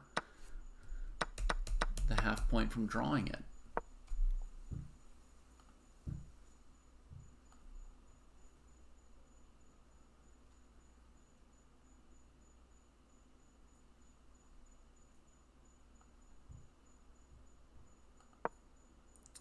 Okay, we got king f6 played, bishop d7.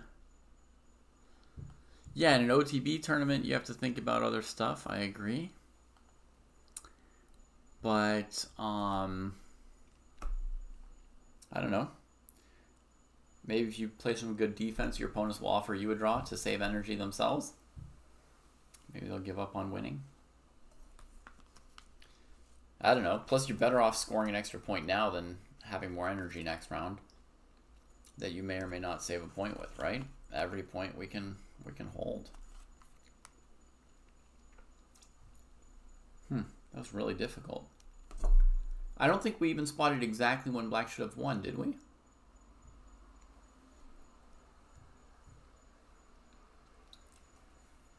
All right, I hope you had a good game. Those look like maybe Japanese characters. I can't read your name. But there were only so many people playing, so maybe I can guess. Omae wa hinakaki desu ka?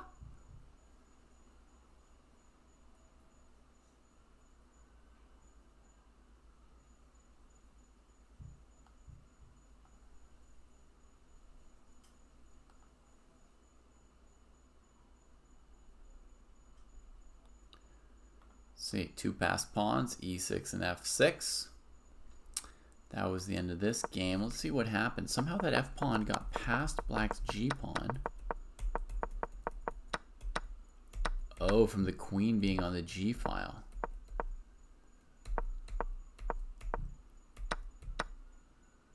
And this is nice with the c pawn. Now white can come crushing even further forward and use the c pawn to gain more pressure. And here was a moment for e5. Why doesn't black try taking it?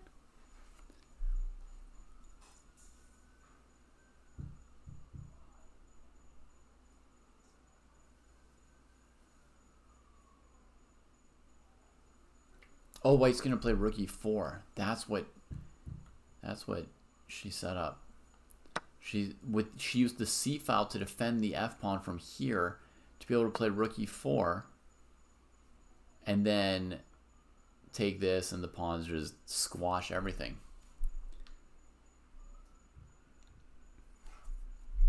Yeah, I heard. Glad you're getting some good preparation here. Hopefully you'll have a good tournament. Play a little bit better than last year.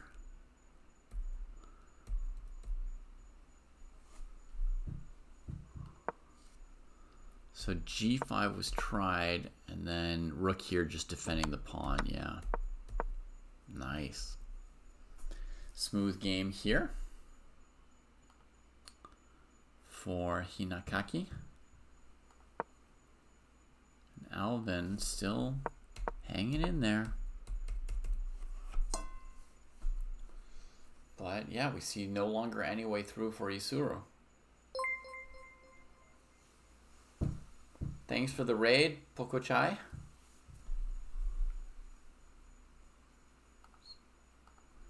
little shout out here.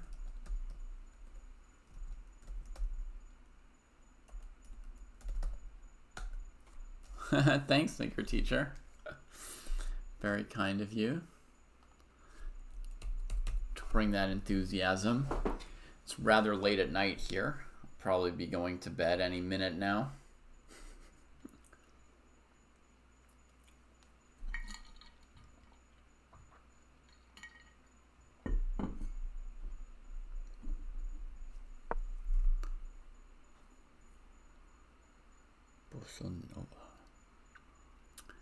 Yeah, I'm back in the States, Richie. Thank you, Pokochai. Thank you so much. I hope you had a good one too. Have a great day.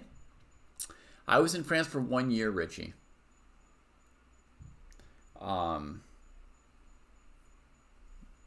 Like 2 Augusts ago until last August. So I've been back in the States for 11 months now.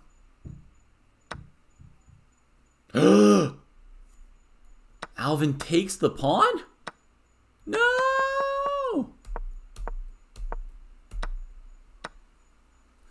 Oh, because has Alvin been tricked? If the bishop comes back to defend here, black has this move, huh? And coming in with the king? What happened?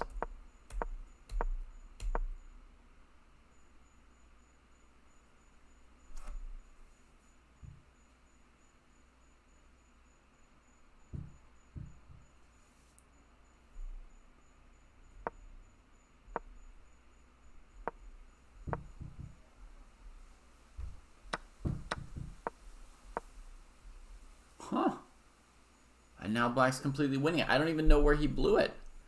This endgame is very tricky. Bishop b5, bishop f5.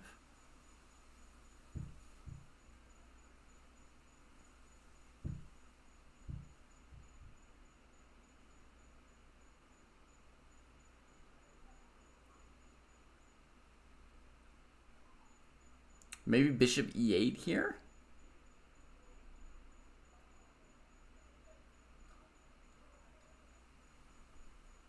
You think bishop a6 was better than this?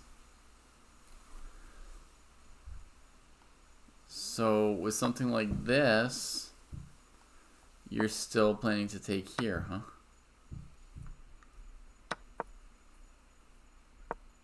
Yeah, I understand, Jan. I was pretty excited for Alvin too. What a tough defense he put up for so long.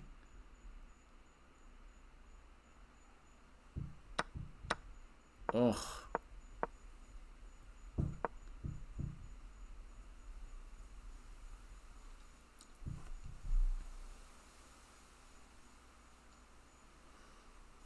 So what did he do wrong?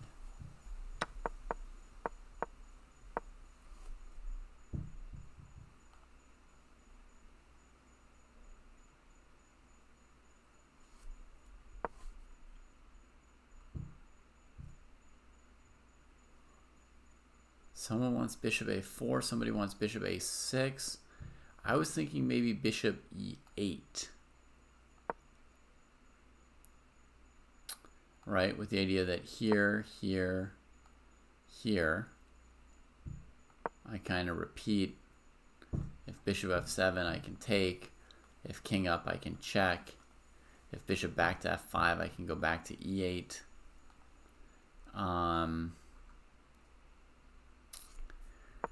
And against bishop e6, I'm gonna have to trade a pawn, right? But at least I get two of them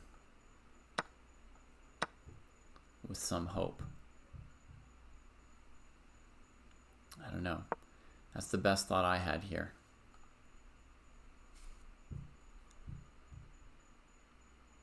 But the difference between bishop a4 and bishop e8 is if you go bishop a4 and black goes bishop e6 threatening your pawn, what do? In my line, I can take this in one move, right? So if you now go bishop d1, you're a tempo behind the other variation. So black's got one extra e-pawn compared to the other variation, maybe. And with the bishop anchored here, this pawn can go all the way there. You know, it's dangerous. I mean, you definitely would rather be on e8 and just take the pawn in one move, I think. No question. I don't know for sure if that's right.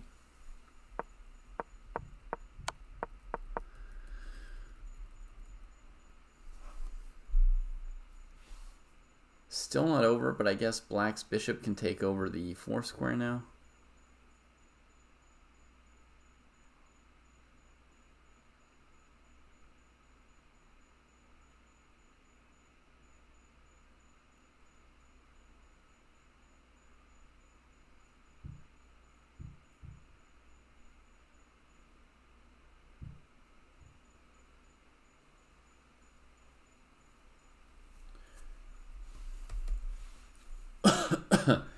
This game won't let me sleep.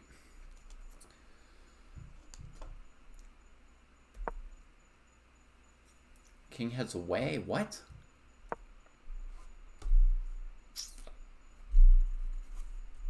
I was thinking here, here, right? And then to here.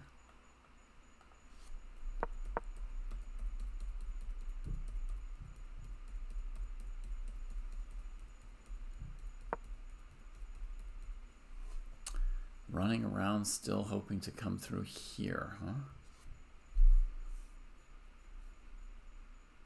So now bishop f3 to e4. Takes it. Oh my god. hang on, but like what was black's plan here, right? Bishop here, king here, bishop here. It's like he still hadn't figured it out, right?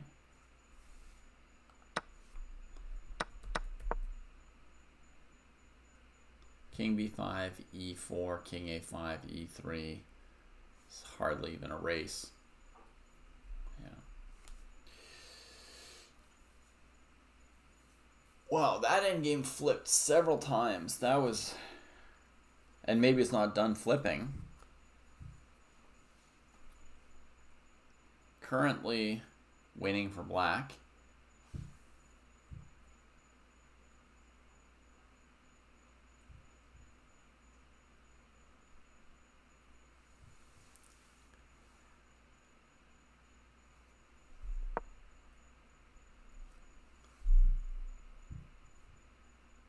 I mean, it's the white king that could get locked on the A file, not the black one. Oh, you're thinking taking on E5 and then locking the black king on the A file?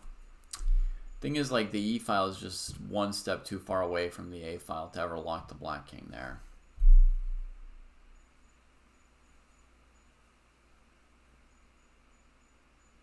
Black can always, you know, move this pawn down the board till you get to like E3, king on E2 for white. You play king E4, king D4. The king has to back up.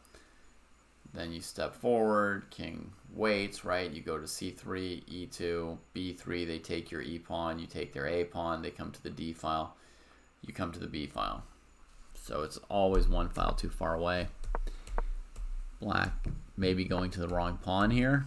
The one that's closer to the E pawn. Don't know what to say. They might both be tired, yeah, like me.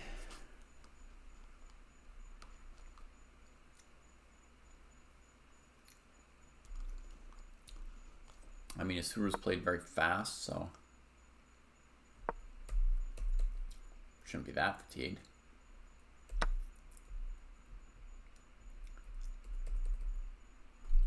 Looks like he made it there before white could even get to the E-pawn. So that's it. King E5, king G3, and the H-pawn would go. Epic game finally ends. I loved it. But as you guys know, I'm headed to bed real quick now. That was exhausting. That got late for David. Hope everybody's doing well.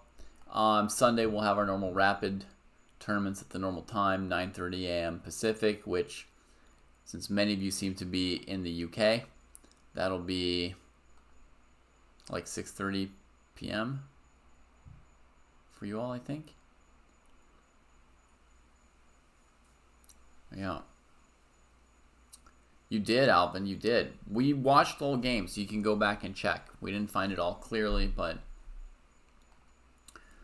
yeah, definitely at some point your opponent slipped into a drawn position that they couldn't break out of. And let's see, where did we think there was a critical moment somewhere in this game? Oh, all our analysis has been deleted. Let's see. Your cat played bishop c6. Okay, yeah, bishop c6. Yeah, here, this is a key moment to look at. Somebody thought bishop a6, somebody else thought bishop a4, and I thought bishop e8 had a very good chance of being a draw. Anyway, you have plenty of time to review it. I'm going to go to bed. Good night, everybody. Much love to all of you. We could try to send a raid somewhere, and there must be somebody playing chess at this time of day or night. I don't know who any of these people are. Does anybody have a suggestion of where I should raid? Thinker teacher, you know anybody who's on right now? Yeah, have a great day, Alvin. Thanks for the games.